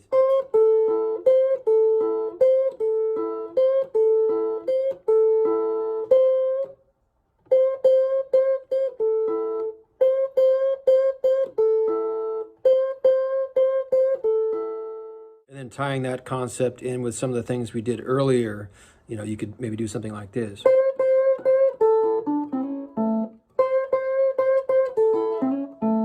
Just that hammer on from the 5th to the 6th to the root on the 4th string.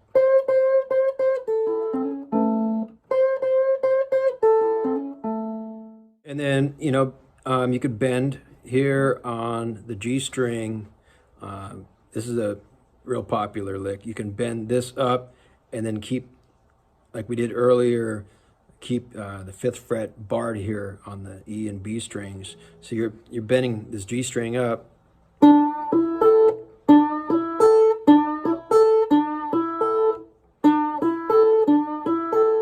And then using some of those ideas on some of the stuff we learned earlier, you could do something like this.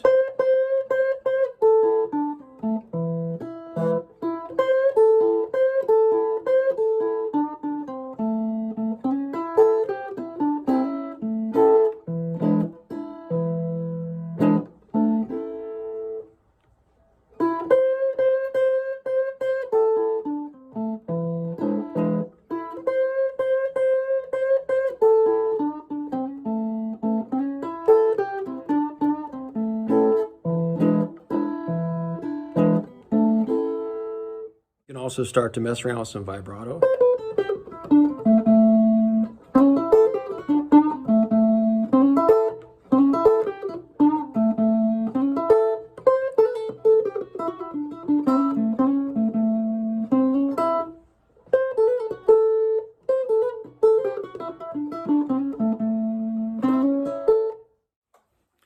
Arguably the biggest name of all when it comes to single note, you know, lead guitar lines is B.B. King, who also, you know, out of Memphis, was just revolutionizing lead guitar playing, heavily influenced by T-Bone Walker. You know, the 40s, you know, in the 40s, you know, T-Bone had these big bands backing him up with horns and whatnot, syncopated rhythms and really, you know, slick style of playing. And BB with his, you know, big voice, you know, was taking some of the ideas that T-Bone implemented and expanding them in a way that mimicked his big voice.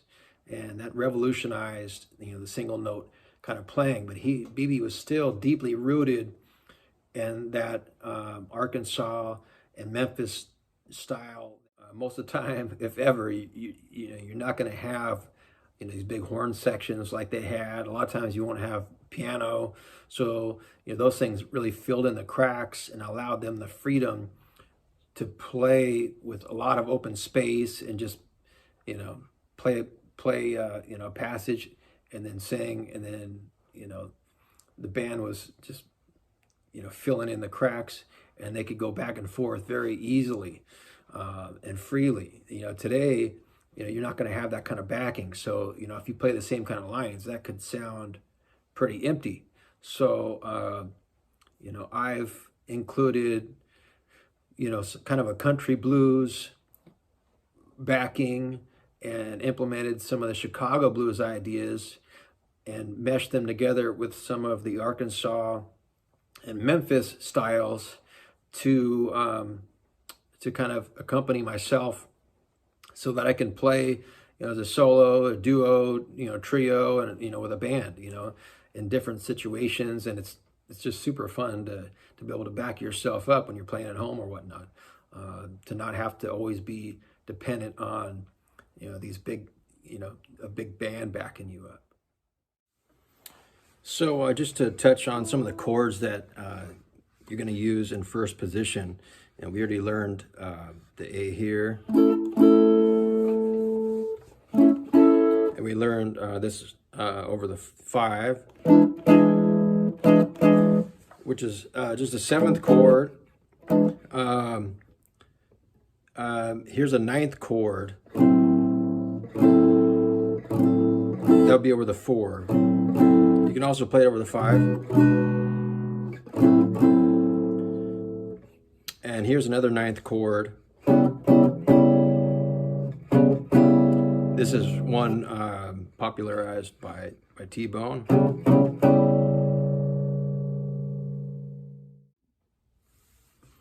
These Arkansas and Memphis guys too, influenced by T-Bone. Most of them were up to that point playing 7th chords. It's kind of cool, when you're playing, you can play the 7th over the 5, and then play the jazzy or 9th chord over the 4. So you kind of have the best of both worlds between the country blues kind of feel and city blues. And what was kind of unique about T-Bone too is he would bend into notes, and sometimes instead of playing this note, he would start here on the 7th fret and bend up to it.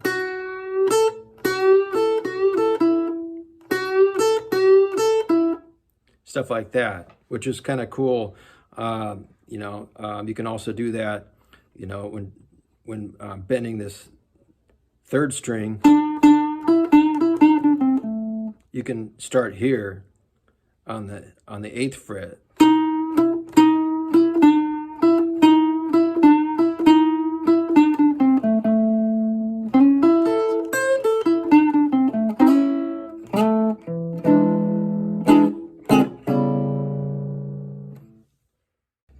T-Bone would use those 9th chords to walk up and have syncopated things going on with the horns and whatnot. He might do something like this.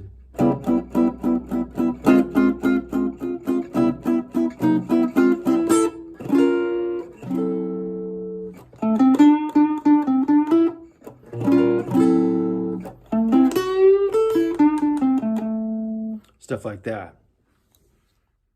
Unfortunately, there's a big gap in the recordings, during World War II to see exactly, what the evolution was during, the mid-40s with single note playing. But a lot of it points to T-Bone Walker. If you look at some of T-Bone's playing, these guys in Arkansas, like Joe Willie Wilkins and stuff, it's pretty similar. It's just more raw. And not so dressed up, but it's a lot of the same notes, and it's that continual kind of picking. It's got a lot of similarities.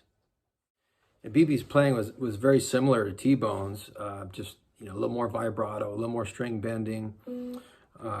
He would, branch out to a few more positions, but, sticking to the kind of mostly the stuff that we've learned up to this point. I'll play something along the lines that BB might play, in the early 50s.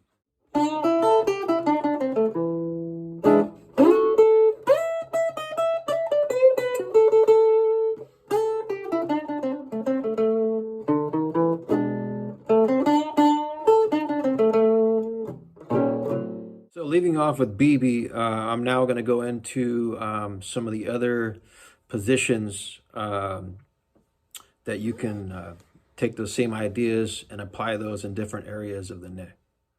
So everything we've learned up to this point, we'll call that first position, counting on the E string up to find the root note. In this case, we're playing an A, and then that chord, everything, all the single notes are based on that chord. Okay, the second position will be just moving up 2 frets, so 5, 8 up to the 10th fret. So it'll go 10, 8, 10, 8, 9. In this position, sounds like this.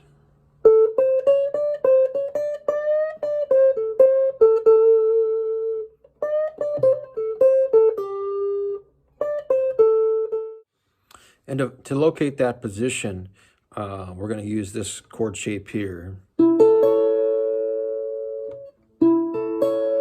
So that's 9th fret on the G string, 10th fret on the B string, 9th fret on the E string. So you can practice those licks and then end on that chord to get familiar with that reference point. You can play just those 2 notes too.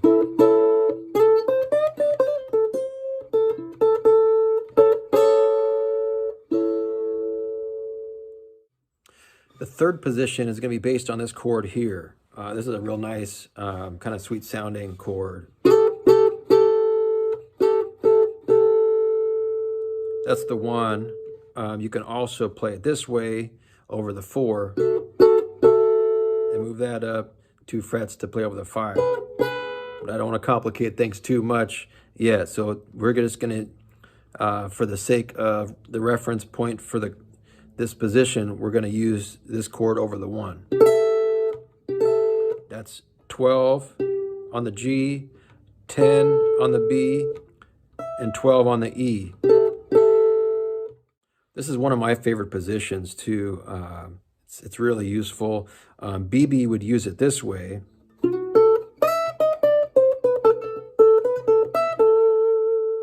Right? And then later he would like super bend this here. He would like grab this and walk up like that so he could get like a big grip to do that big bend. That kind of stuff.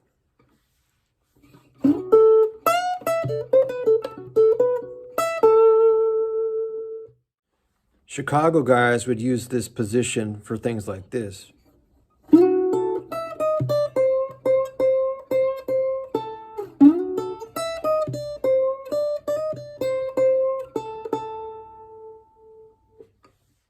Guys like Lonnie Johnson would use this position to do things like this.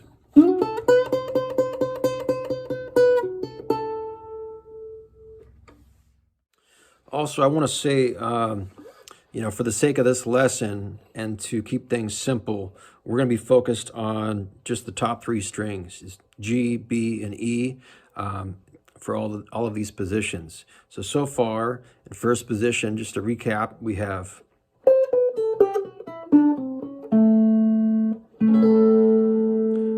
okay, and then second position, we have, and then third position, we have,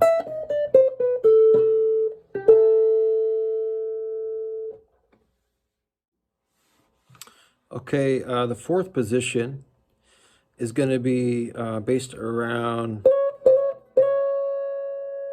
this or this. Okay. This is a comment like double stop bend.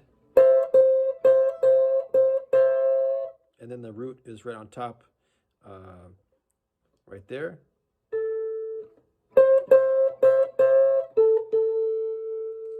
Very popular in Chicago blues. You know, Robert Nighthawk would use this position for things like this. Although on this 3/4 scale guitar with no cutaway, this is difficult to reach in this key, but I'll do the best I can. So something like this.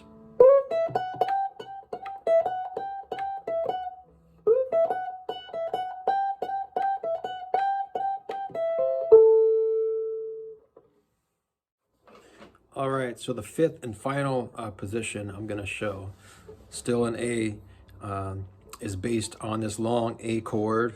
There's the seventh, there's the long. Okay, and some notes you can mess with around there are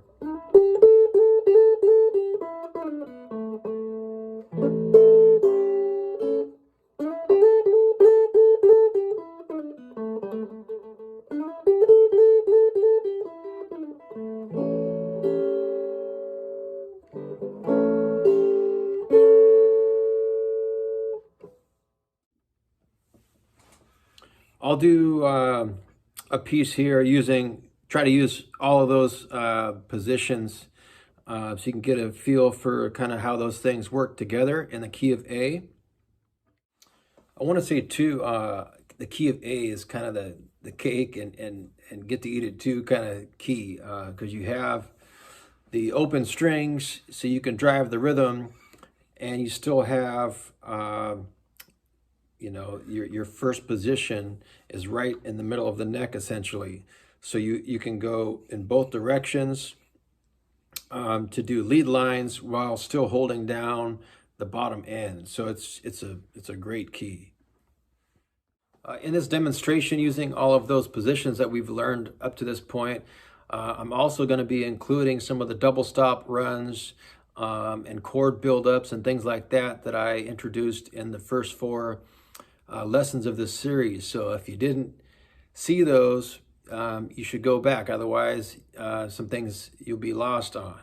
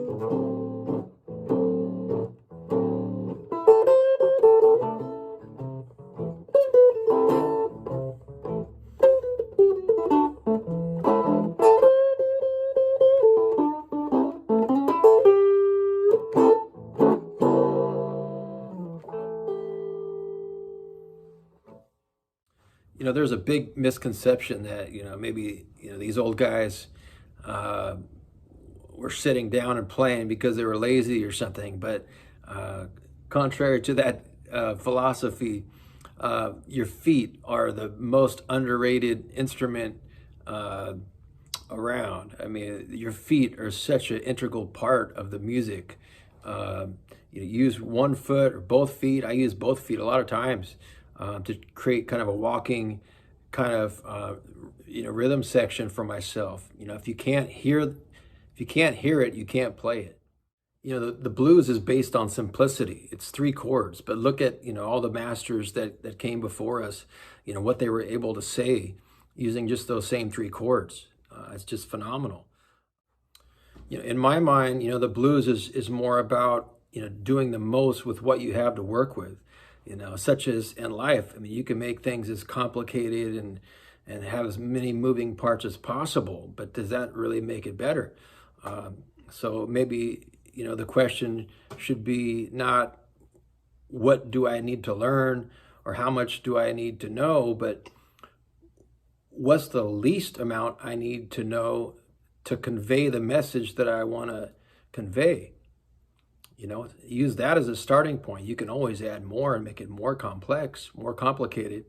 But I mean, there's so many artists that were very repetitive in their recordings, that were some of the most successful or had some of the most unique or great sounds of all time. You don't need to do it all. Just do something and do it really well. And try to, after listening a bunch to the masters that created this music, try to put things together in a unique way that's somewhat your own. So using those 5 positions that we learned in A, I'll show you those and how they work in the other commonly used keys in blues. So we'll start in the key of E. So the first position that we learned in A, and E will be here, okay? So that chord will be this, okay? And it'll sound like this. We're gonna use open strings.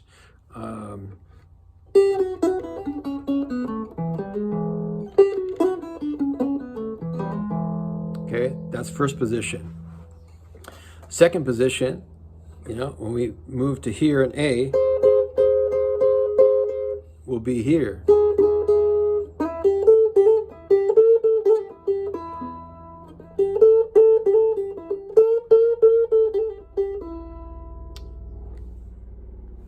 The third position will be here.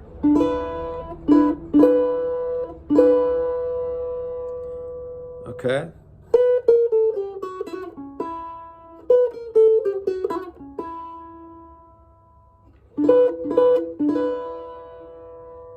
Fourth position will be here, based on this double stop bend.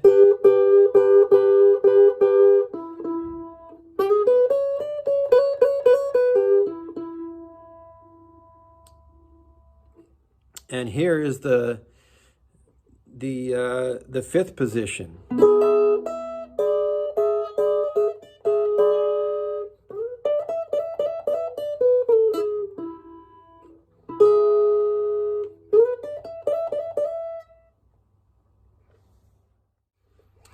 And unique to E, at least on my guitar, the first position can be replicated down here at the 12th fret. All the notes repeat on the 12th fret. So what we learned here at first position in A and down here can be duplicated up here on the 12th, 13th, 14th, 15th fret, okay?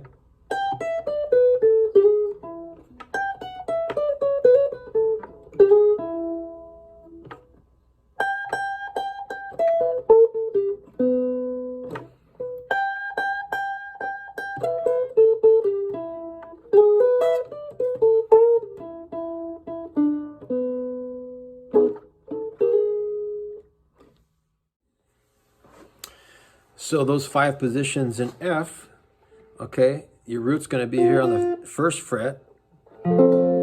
There's position 1. Position 2.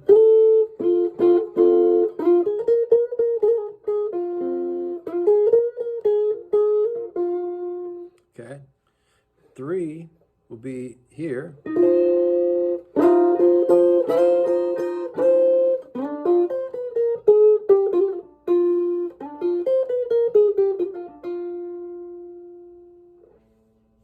Position 4 will be here.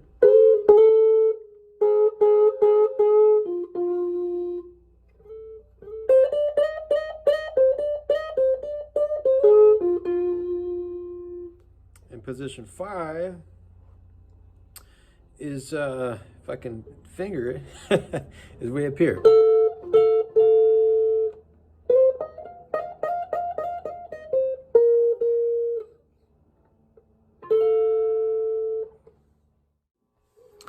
In the key of G, the root note is on the 3rd fret here. So first position, second position,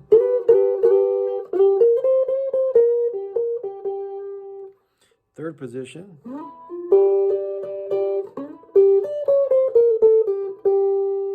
fourth position,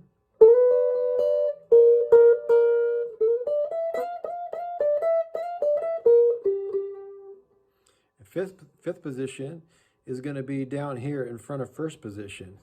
Be right here.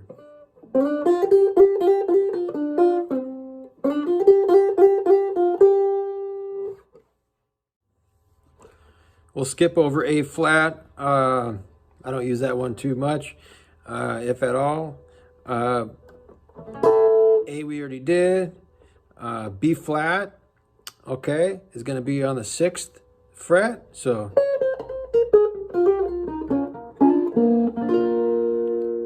okay, second position will be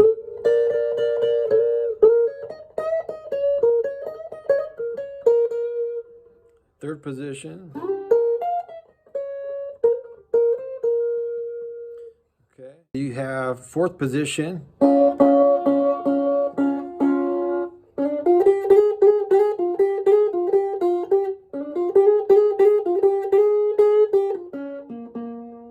Okay, and fifth position.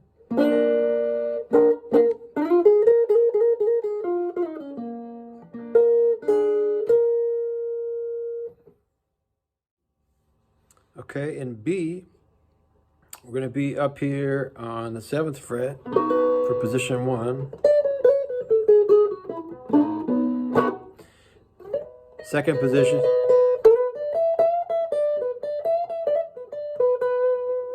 Third position. Okay. Fourth position.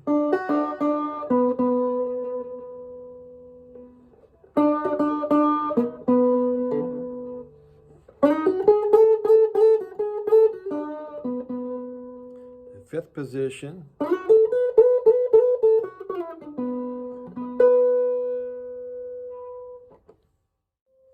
Okay, in the key of C, we're going to be on the 8th fret for position 1.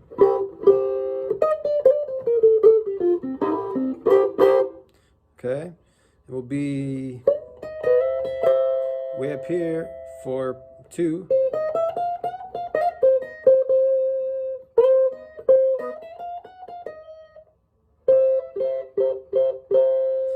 And for 3, we're down here.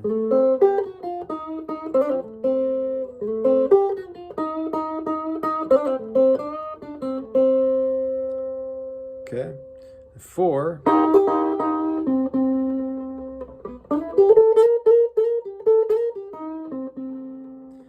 Okay, and 5.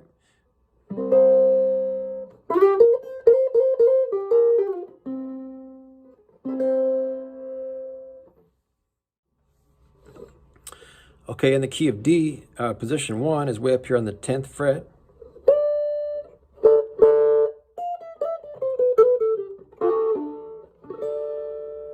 Okay, second position is just a regular D.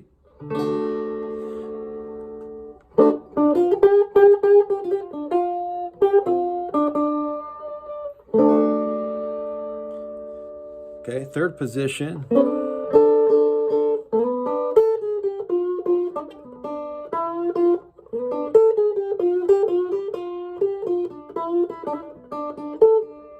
Okay, third position. Fourth position.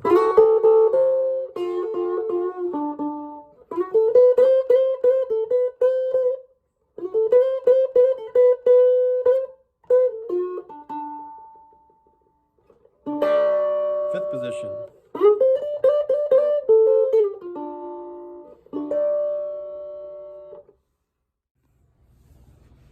I'll touch a little bit on the differences between using your hands, your thumb and your fingers versus using a pick, some of the advantages and disadvantages of both.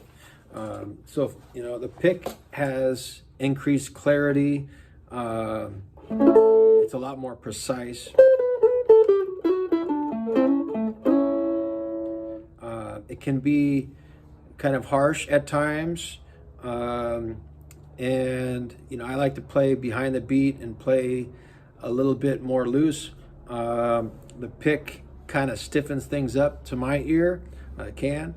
I use it at times. If I do use it, I'll kind of hide it in my hand, like back here like this, so I can still use my fingers, and then I can grab it when I need it and then just kind of conceal it back there again. That's the pick. For fingers, which is my preference and what I use probably 80 to 90% of the time, I just have a lot better feel, and I like to play the guitar more like a piano and support myself in like a country blues style, where I'm thumping on the low strings and driving the rhythm, as well as playing lead stuff on top when I can. Sometimes it gets a little tricky, but I push myself. I listen to the other Chicago guys, and I try to implement some of those Chicago blues licks in with kind of a country blues feel. So sometimes it's not possible, but I push the limits and figure out what I can do and what I can't do. But the fingers and thumb give me a really natural sound. With a pick, you can do tremolo picking, like,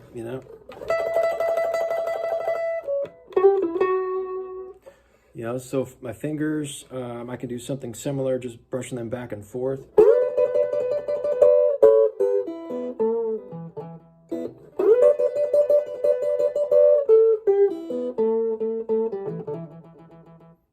Something like that. Another technique I didn't really touch on is like a trill. I don't use that too often, but a guy I didn't mention that I really like his playing is Houston Stackhouse, and he'd do some stuff like that. He go,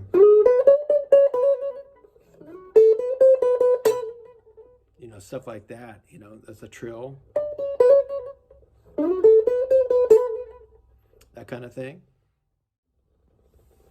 On E, you can do something like.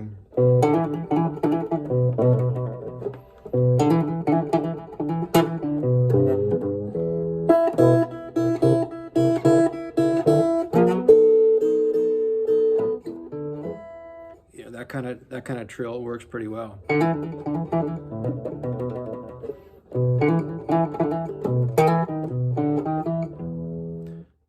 All the 5 positions that I showed you, you can use those for slow blues. You can use them for slow shuffles, medium shuffles, fast shuffles, boogies, just about any type of blues. You can use those 5 positions and they'll work great. You need to do a lot of listening to the masters. Those guys did things like nobody else. No matter how much somebody knows or how things advance, those guys who created the music, it's just not going to get any better. So listen to those guys over and over and over, and try to develop your ear so that you can learn things note for note, but don't always study them note for note. Sometimes just try to capture the feel, the essence of what they're doing, so that you can use that as a tool in your own playing. Whereas if you just learn something note for note, it's just like floating out there in space. You can only quote this phrase. You can't really, like T-Bone Walker and all these different styles. If you get inside them enough, you can start to mess around and explore, and it slowly over time becomes your own language.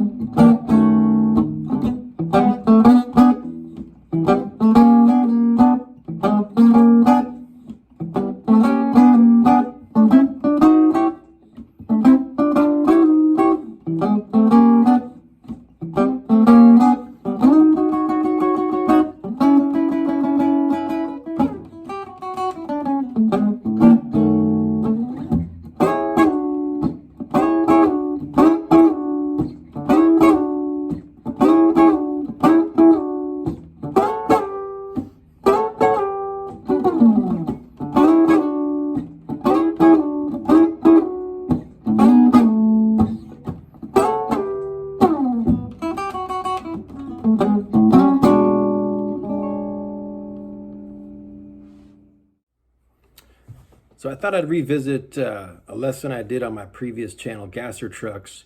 I lost control of that channel when Google bought YouTube quite some time back, but it's a good song to learn how to back the harp. Some great, Robert Jr. Lockwood and Little Walter interplay. Covers a lot of the chords and a lot of the recurring themes you'll hear in the chess era. I've kind of moved away from the chess era stuff in my own playing in favor of some of the older late 40s and mid 40s and stuff, Bluebird and Tempotone and Oronell labels and Parkway, things like that. But it's a great song to learn. I'll break it down into each 12-bar verse and just take it one verse at a time. The intro just starts out on this is in the key of E on the 9th chord here. Basically, just gonna be playing the top 3 strings on the 9th fret, something like this. And then he slides up to the 9th fret and back. Okay, so it goes.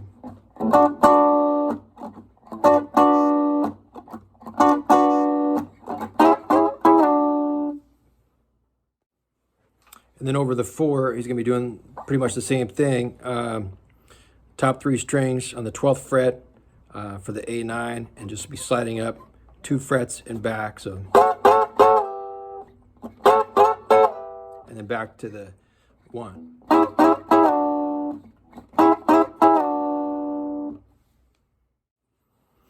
The turnaround, he's going to be fretting the 7th fret on the E string and the 8th fret on the G string, and then just walking that down chromatically, picking, and you're muting the B string there. So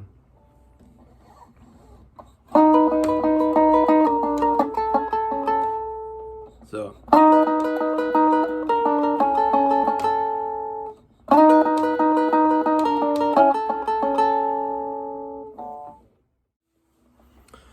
the turnaround is something like this.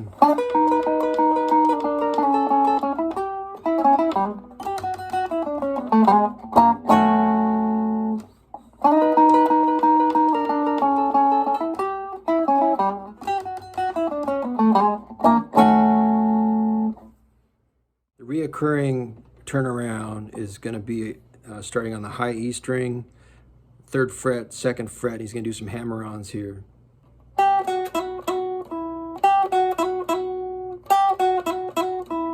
Right? And then the B string, 3rd fret, 2nd fret. So. And the G string, 2nd fret.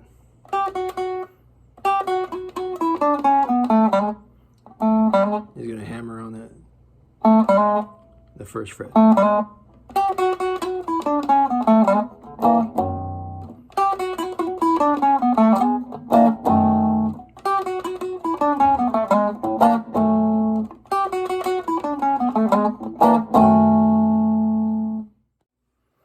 He pretty much does the same turnaround throughout with just very slight differences.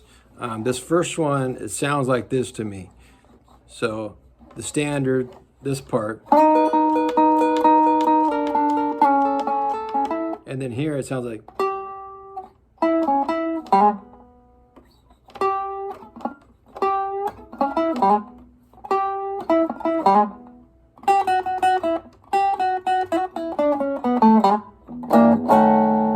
So.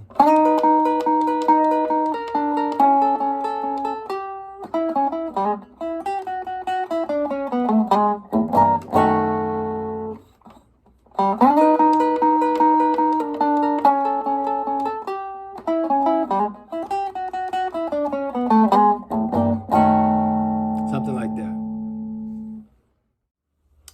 Another thing I want to mention too, when he's sliding those 9th chords and he lands, he's holding that note a lot longer than most people play it. Most people cut that short, but so here's the first 12 bars, something like this.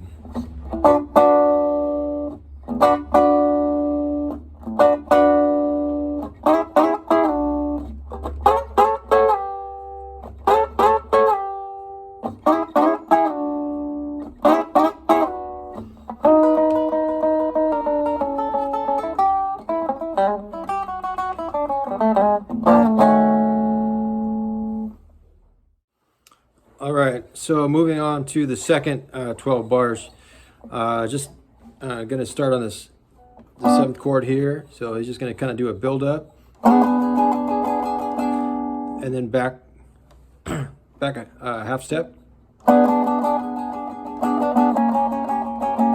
then back, and then sliding up to the 9th chord, and then that one I showed in some earlier lessons over the 4. That one. All right, so it's going to go.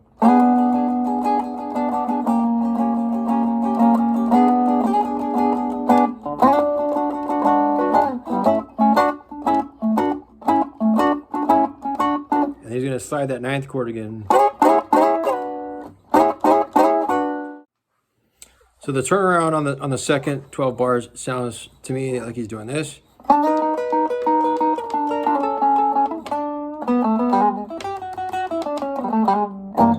That's pretty close.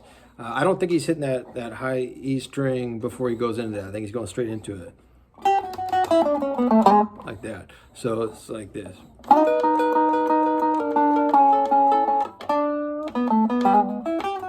I keep doing that. I keep wanting to hit that.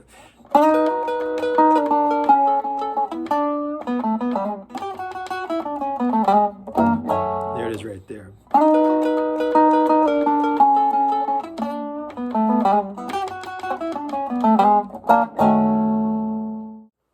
So slow down that turnaround is something like this.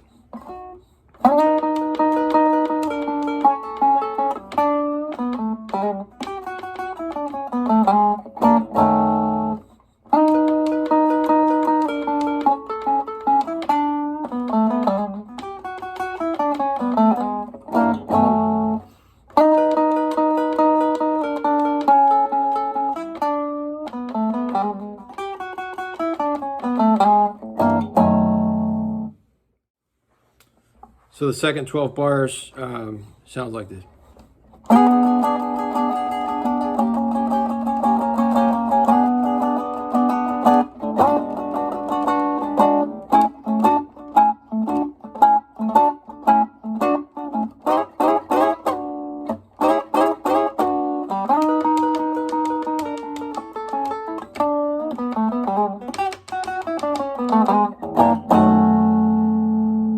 That's pretty close.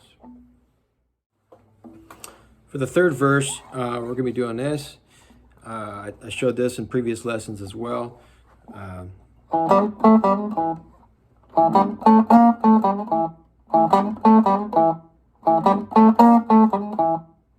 Right, and then over the 4, same pattern. Back to 1. And then back to this turnaround is the same fingering, but he's just gonna, instead of picking that, he's just gonna kind of strum it. He's not gonna walk it down. Yeah, so he's gonna take this pattern right into the turnaround.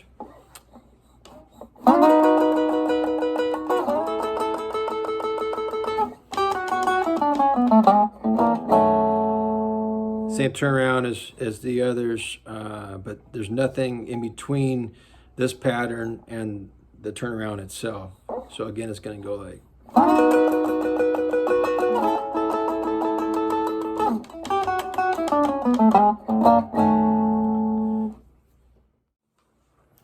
So the third pattern put together sounds like this.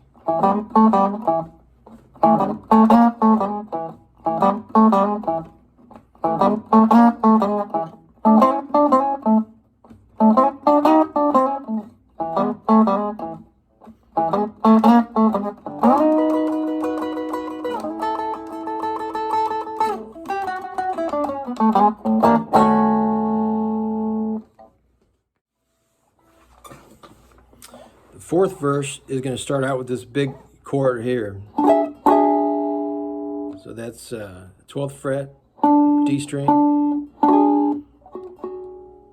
11th fret, G string,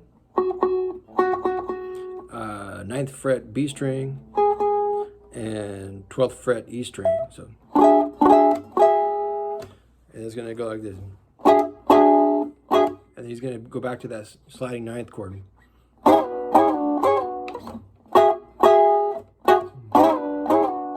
And then he's going to slide up to the 4. And then he's going to make it sound, he's just kind of doing some kind of like sweeping motion back to the nut, something like this. Right? So.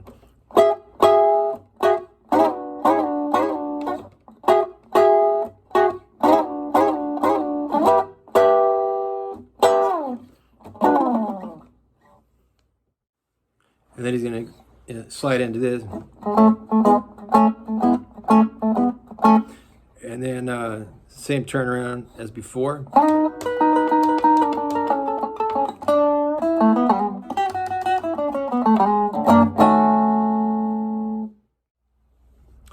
So the fourth verse put together sounds like this.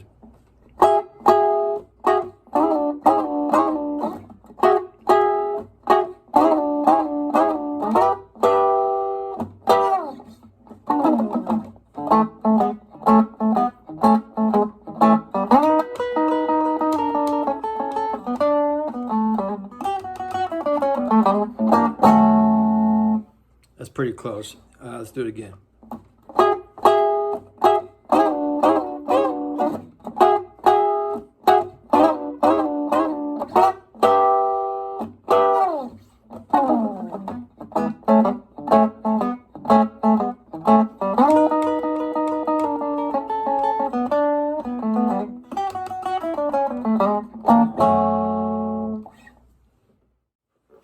So the fifth verse, pretty simple. He's just kind of vamping on that.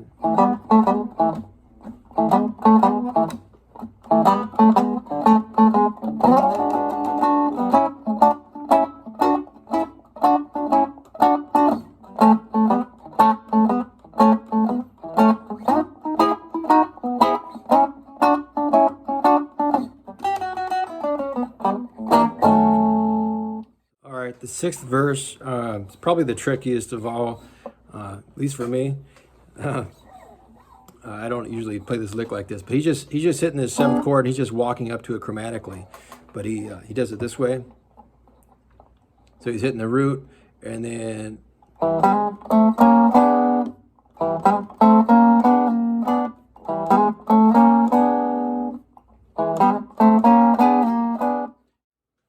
the same thing over the 4. And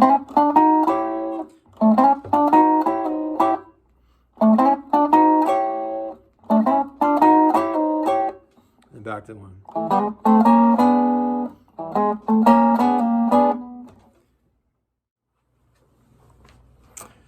For the turnaround, he's going to be using the same fingering, only adding this third finger on the 9th fret. So it's going to be 7 on the high E string, muted B string, 8th fret G string, and then added this, right? So it's going to go.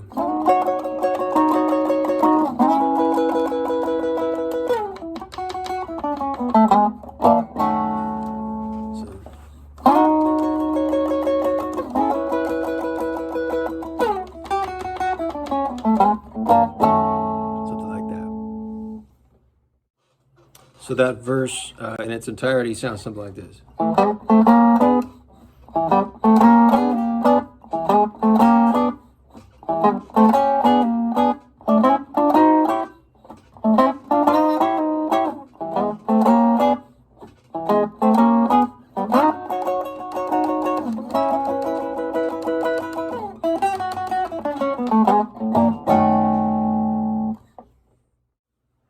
The last verse, he's just going to be sliding these 9th chords in. And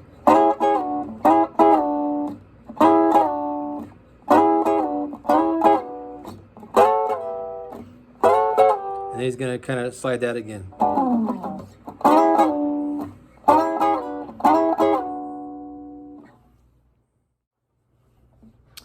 And over the 5, he's going to be sliding way up here.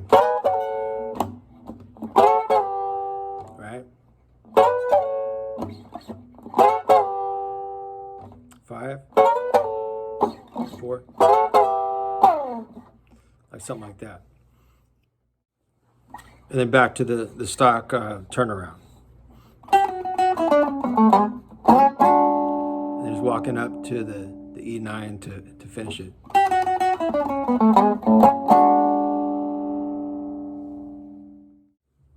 So the last verse, when put together, sounds something like this.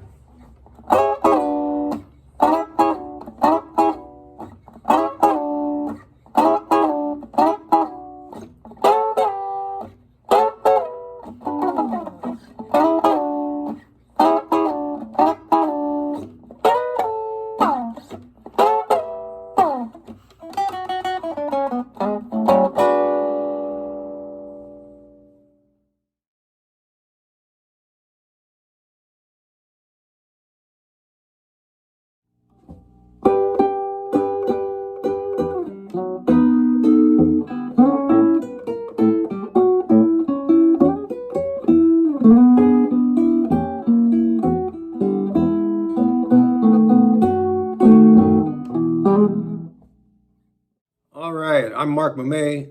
I'm going to teach a song that's near and dear to my heart, and That's All Right by Jimmie Rodgers, which in actuality was a Robert Jr. Lockwood song, and then later covered in 1947 by Otham Brown and Little Walter for the Ornell label. And then Jimmie Rodgers did a version in 1949, it was unreleased, for the Apollo label. And then in 1950, he did the version that we're all familiar with. So I'll start with that song.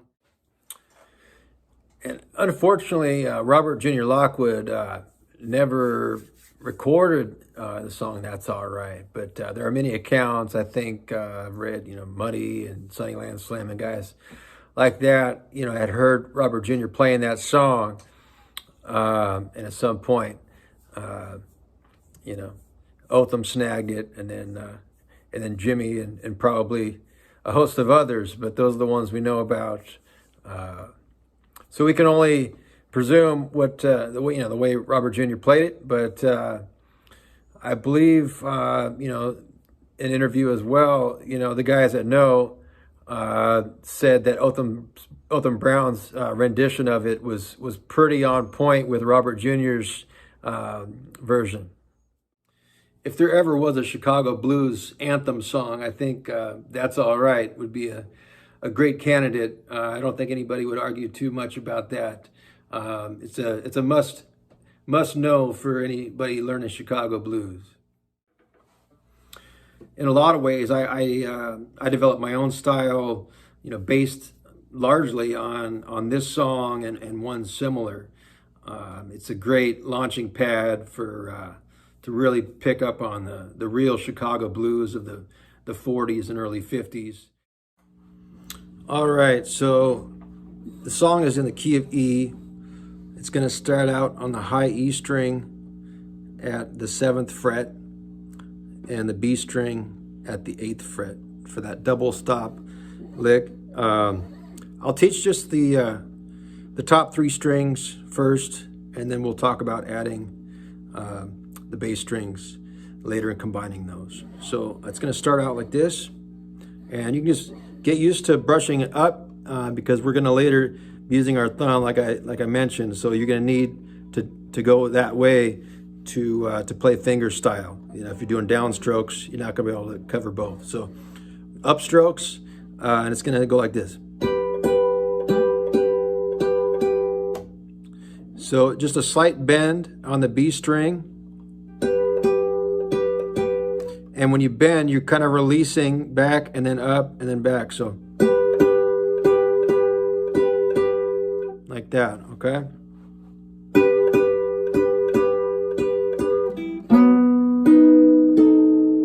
Okay, that is, if you know the long A position, right? Just move everything up 2 frets, okay? And that's a B, so you can be playing that over the 5. So you're starting out on the 1, 5,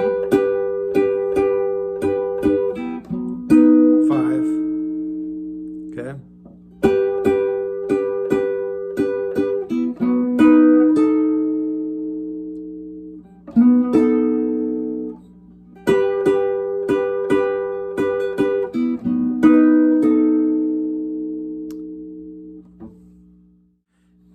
And the next part, you're going to be playing over the 4, okay? And you're going to slide up to, I showed this position in a few of my lessons, okay? Based on this 4 chord here, okay? So he's going to go.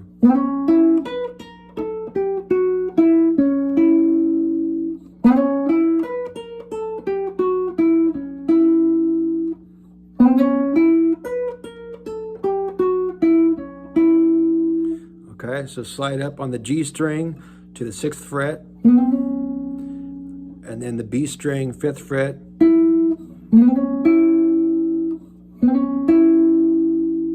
like that. And then on the E string, 7th fret, and he's going to walk that down chromatically to the 5th fret, 7, 6, 5.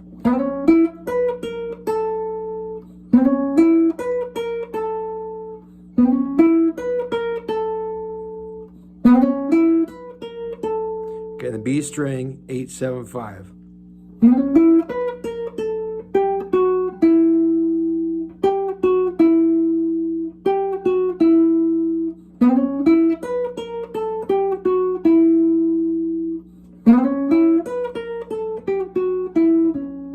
Okay, now you're adding the 6th fret on the G string, and then the B string at the 5th fret. So now putting that together is going to go like this.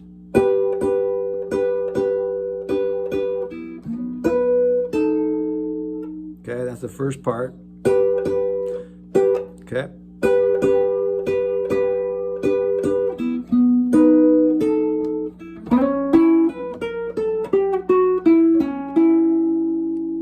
That's where we're at so far. So.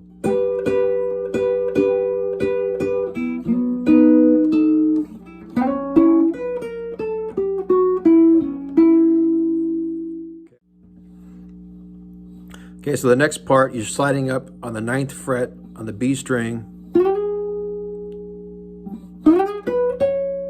and then the 7th fret, 9th fret on the high E string. And then I'm fretting the B string at the 5th fret and then hitting the high E string open for this. Okay? You don't want to miss that note, otherwise it sounds really bad. So you want to land on that note, and that way you kind of can't miss, and it gives a little more powerful sound, and that high E string sounds real nice ringing open. So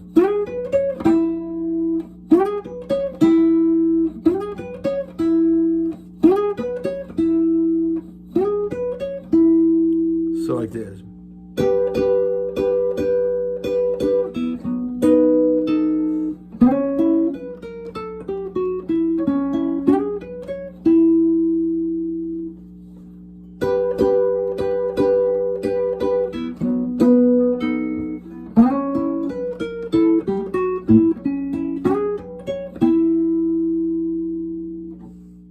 All right, for the turnaround, he's going to use this this E7th shape here to walk that down to form the turnaround. So and he's going, so this is going to be the 4th fret G string, 3rd fret B string, 4th fret E string. So like this. Okay, but Jimmy is going to lift that 3rd finger up and walk it down. So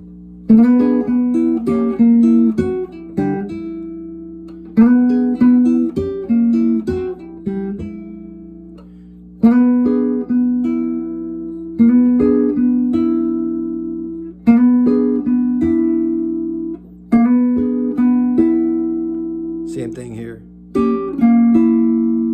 Same thing here. Oops.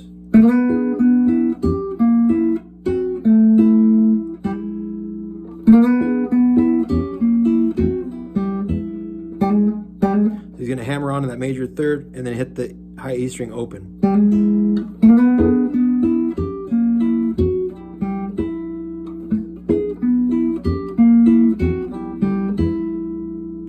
And now he's going to hit the B string and the A string together open, and then land on that B7th chord. And he's going to hammer on that major 3rd again. So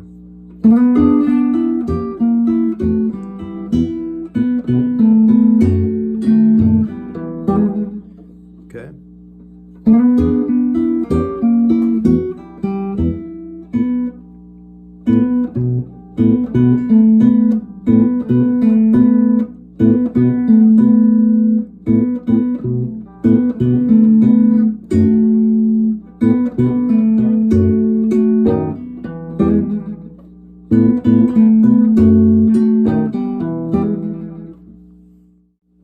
Okay, so the whole thing played a little bit slow is this.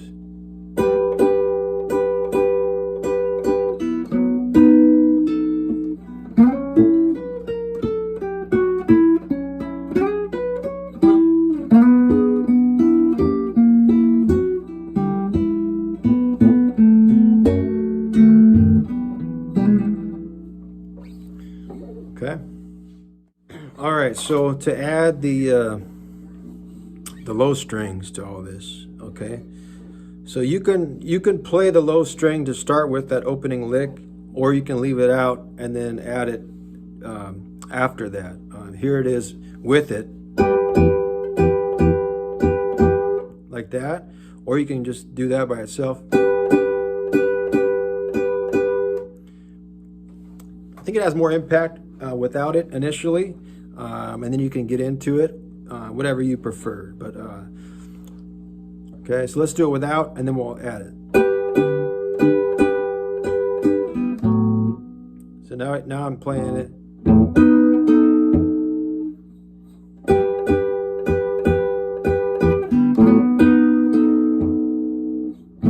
And I'm sliding into that B.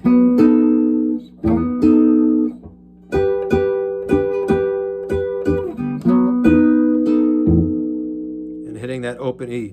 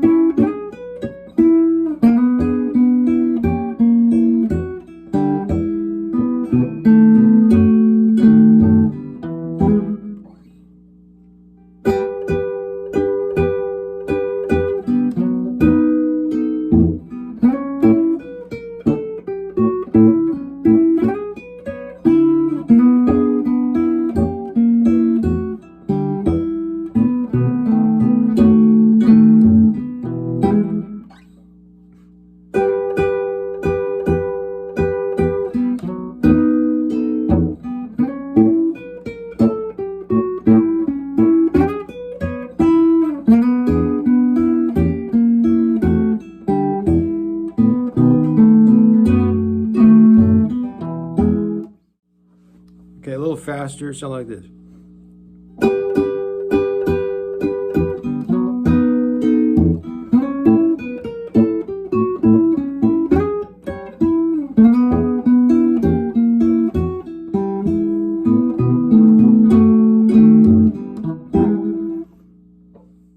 Okay, over the verse, he's doing a lot of this kind of stuff. Okay, so that's open B string. G string, 2nd fret, B string, open again.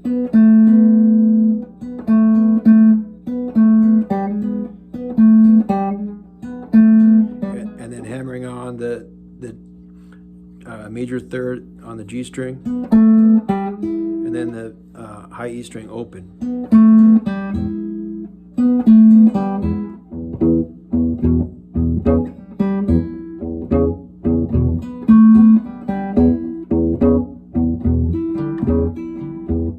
He's hitting a lot of, he's brushing that high E string open in random places.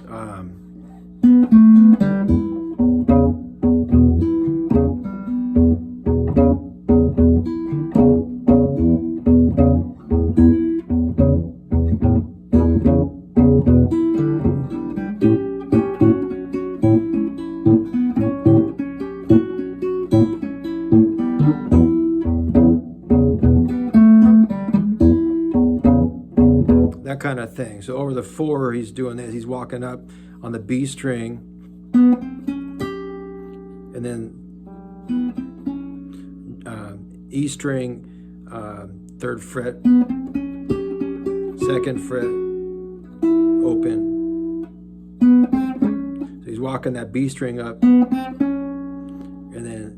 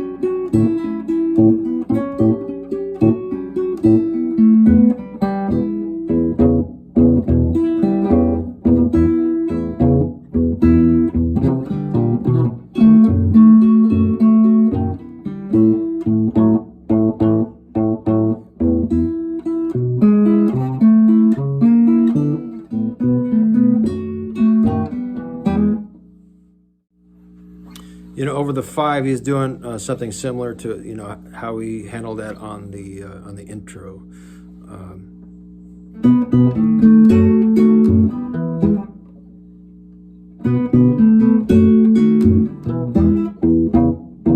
Right?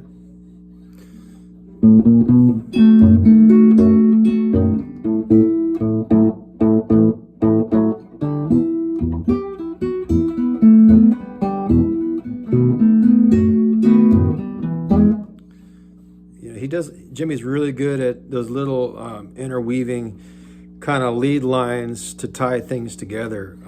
I'm not doing that exactly note for note, but it's like in the style of Jimmy and fairly close.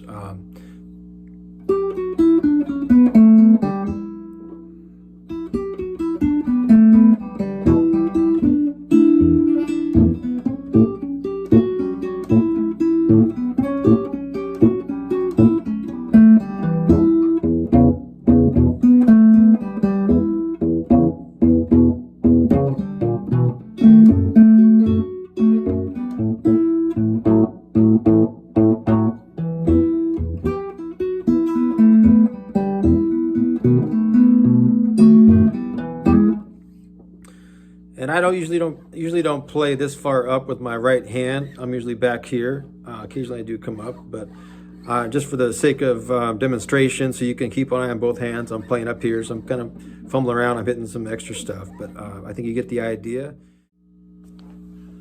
All right, for the solo, he's gonna do like a standard, you know, Jimmy Rogers start to the solo here on the B string on the 12th fret and E string 10th fret. He's going to build that up a little bit.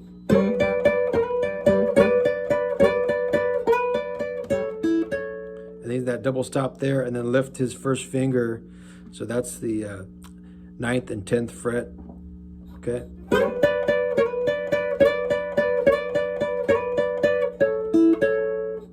And then that double stop that we used on the intro, 7th fret, 8th fret, and then this chord here. Okay, that's the 4th fret E string, 5th fret B string. You can add the G string at the 4th fret. I'm not really hearing that, but you can. I'm just using the top 2 strings of that.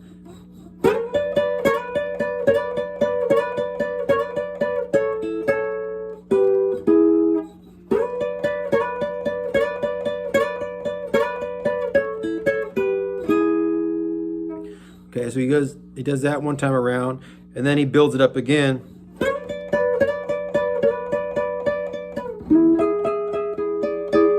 Like that. This is the same shape that we used for the B on the introduction. We're just moving that all the way up to the 9th fret, and then our pinky is on the 12th fret on the root. Okay, so.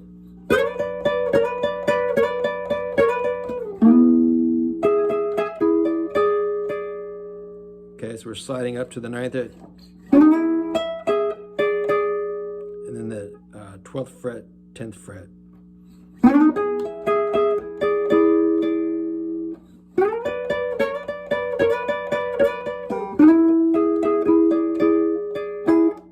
Something like that. And then over the 4, so over the 4, he's going to use the same notes we used for the introduction. He's going to slide on the G string up to the 6th fret, and then 5th fret B string, okay? 7, 6, 5 on the E string.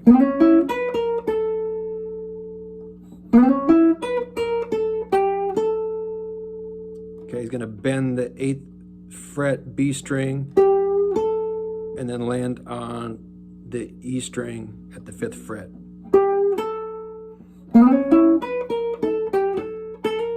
He's going to hammer on the 5th fret to the 6th fret.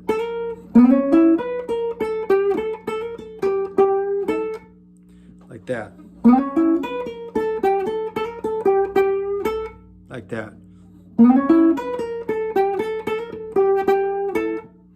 And then the second part is going to be this.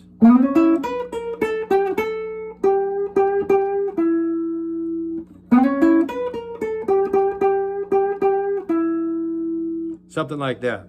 So the whole thing together so far is going to sound something like this.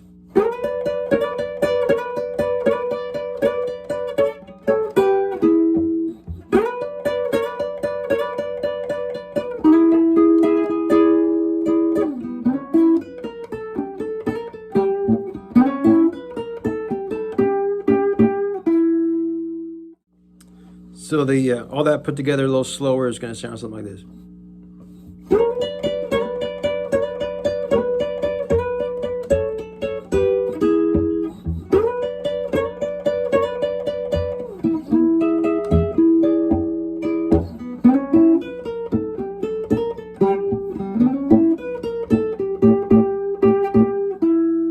Something like that.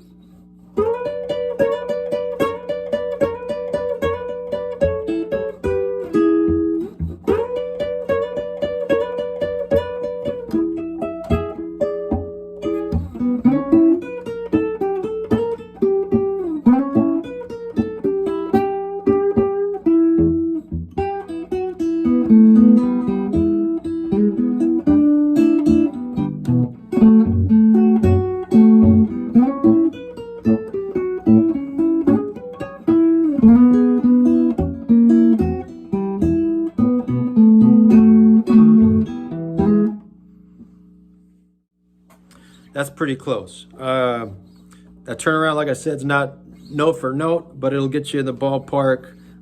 So the whole thing put together is something like this.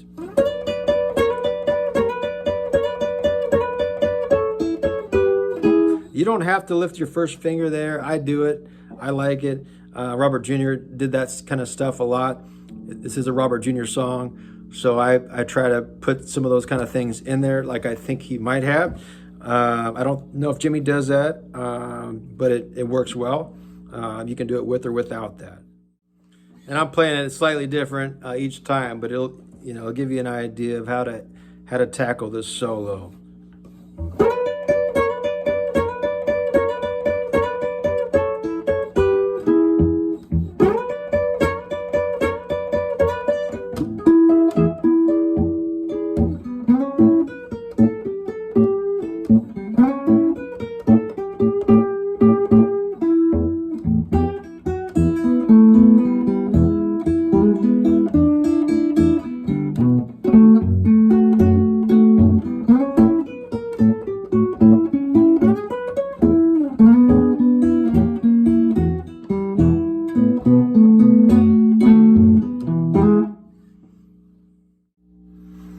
And when he finishes his solo, he ends it with that tagline that he used from the intro. Right?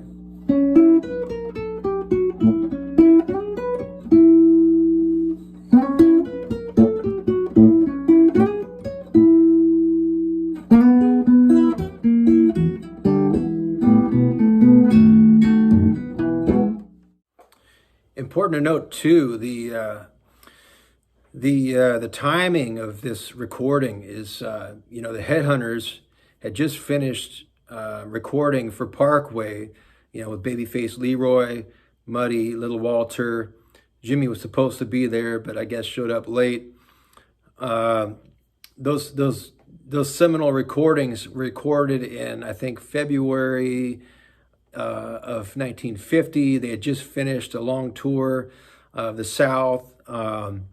And Muddy and his band got to play on KFFA, the King Biscuit show that he grew up listening to, and a lot of the band members grew up listening to. In the 40s, he was able to perform with his band there, so everything had come full circle. The Headhunters were riding high. Everything was going great. Like I said, they just finished this recording for Parkway, and I guess there was some kind of conflict there with Rolling and Tumbling. I've heard some rumors that Muddy and Leroy, didn't gel. They had different ideas of how the song was going to go. I don't know.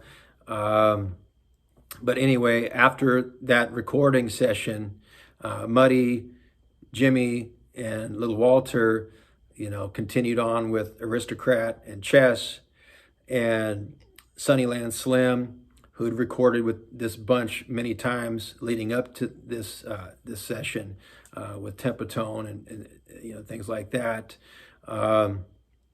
Leroy Foster and Sunnyland went with J.O.B. So they parted ways, and Jimmy, this was his first like breakout recording with That's All Right, and that was in 1950, just 8, 9, 10 months after the Parkway sessions. So pretty interesting timing, really tipping point in Chicago blues with that amazing lineup. If you're unfamiliar, if you don't have this album, I strongly urge you to find it, locate it, and get it if you find it. This is Chicago Boogie. This has all of the Ornell sides on it from 1947. All the stuff with Jimmy Rogers and Little Walter, all the few sides with Otham Brown and Little Walter, and all the Johnny Williams stuff and Johnny Young, etc. All that stuff's on here, all the alternate takes. Must have. This really shows off the sound that these guys were going for. That was happening in the late 40s. This is a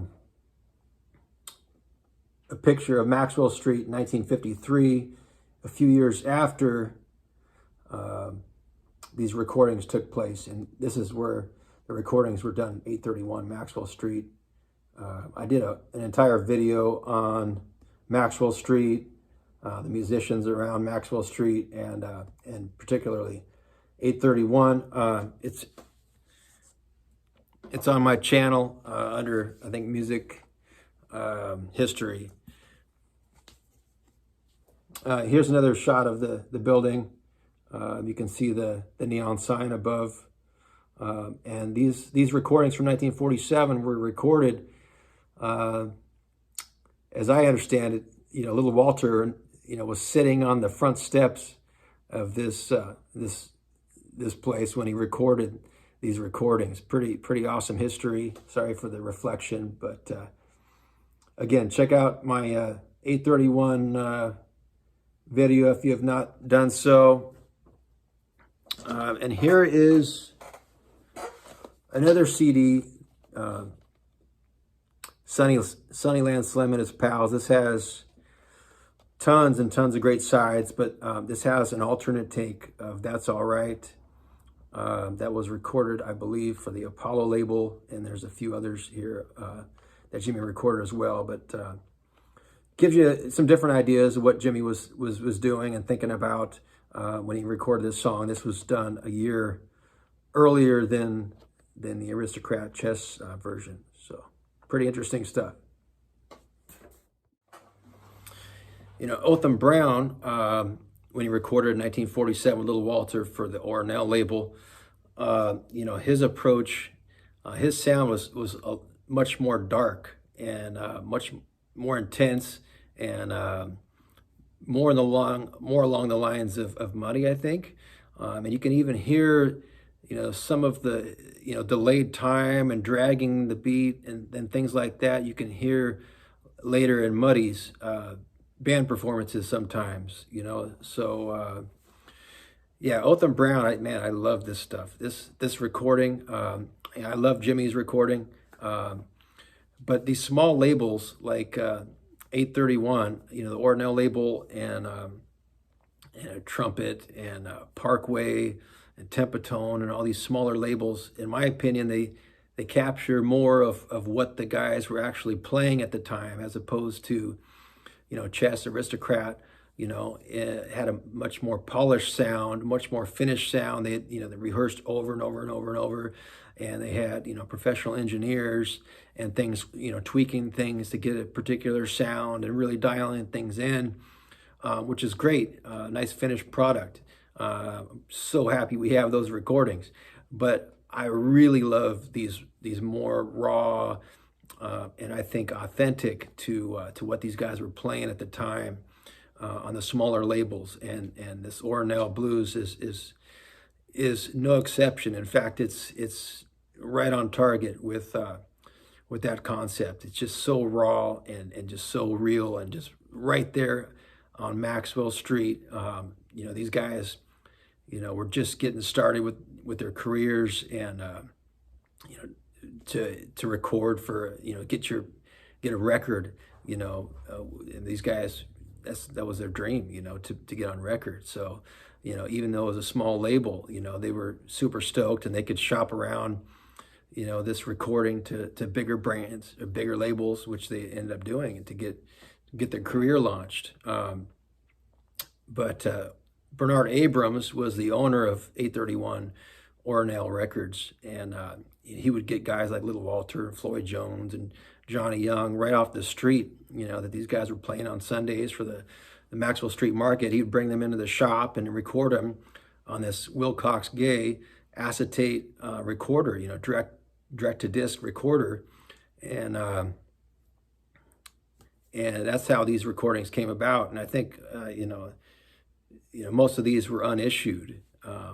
They didn't surface until later in the 70s, but just some fantastic stuff. Whereas Jimmie Rodgers had like a sweeter sound, especially when he was working with Muddy.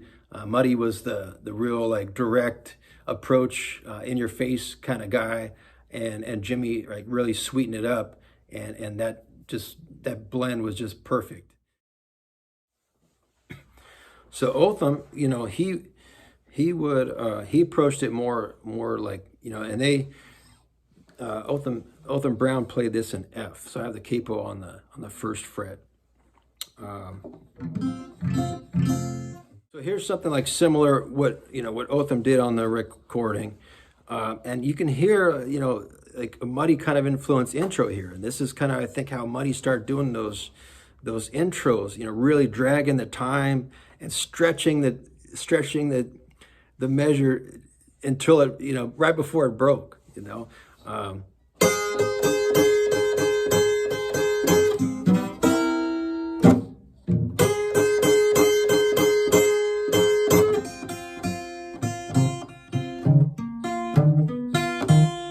that kind of stuff, So he's starting with that same chord that Jimmie started with,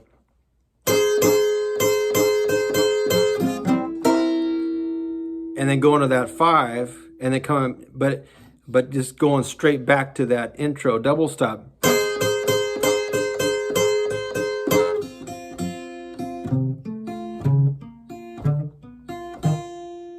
And just like really stretching that out, and then doing something similar to what Jimmie did over the 5.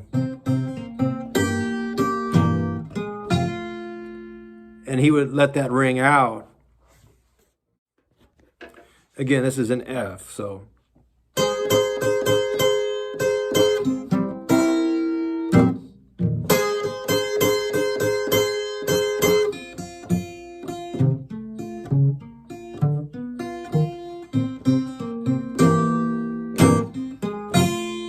Something like that. Notice here I'm playing the acoustic guitar. The Otham Brown Little Walter stuff was done on acoustic guitar, but because of the recorder was recorded so hot, it almost sounds like amplified a little bit. It's a little bit distorted, which may have been part of how these guys like, oh wow, that sounds good. Let's try to get that kind of sound. Who knows? I don't know. But it definitely has that kind of sound to it, even though it wasn't amplified. It was pretty mean sounding acoustic stuff, through that tube recorder. So again.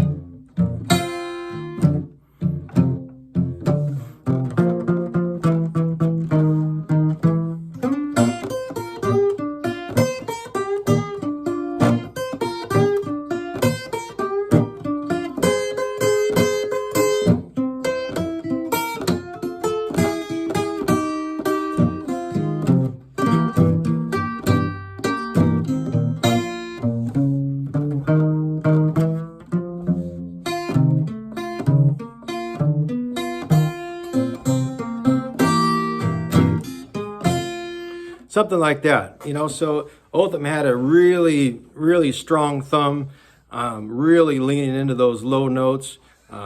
This guitar is like built in like 36. It's fretting out a little bit, especially with the capo, so it doesn't sound quite as big as I got the capo a little off or something, but you get the idea, I hope. You know, he did some pretty cool things. He did like that run, like on the A and D strings here. He would walk down, that kind of thing.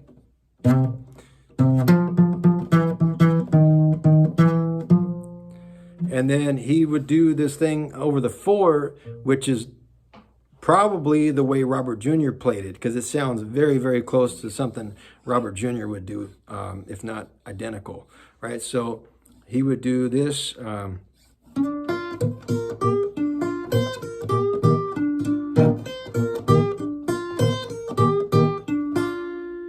That's classic Robert Jr.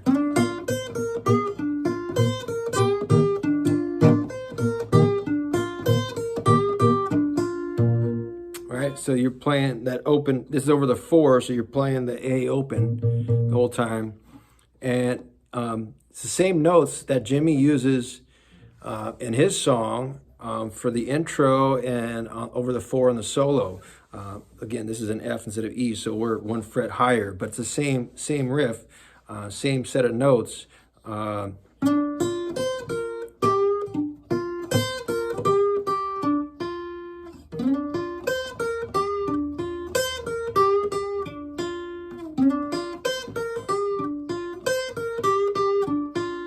He's just doing that. So that's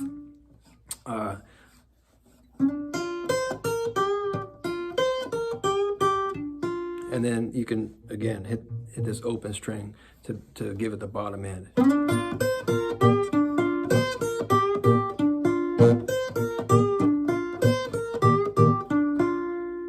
And this is probably one of the coolest Chicago blues licks there is, and this is straight out of Robert Jr. Okay, so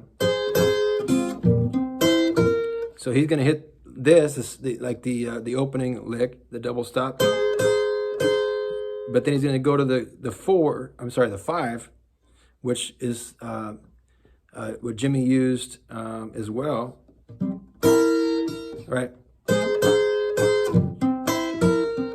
And then walking that down like Jimmy did for the turnaround. So.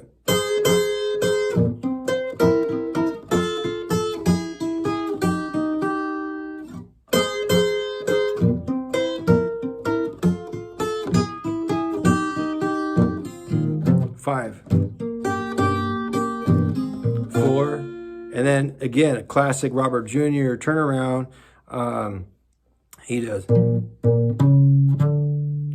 open,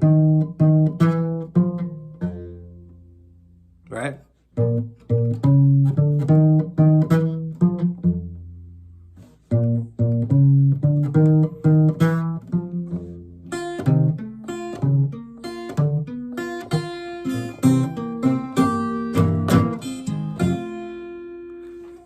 And it sounds like, you know, Otham Brown's not doing that full like Jimmy thing, like he's just hitting a real simple. He's hitting that major 3rd, but and then hitting this really late so that note rings out and there's lots of space.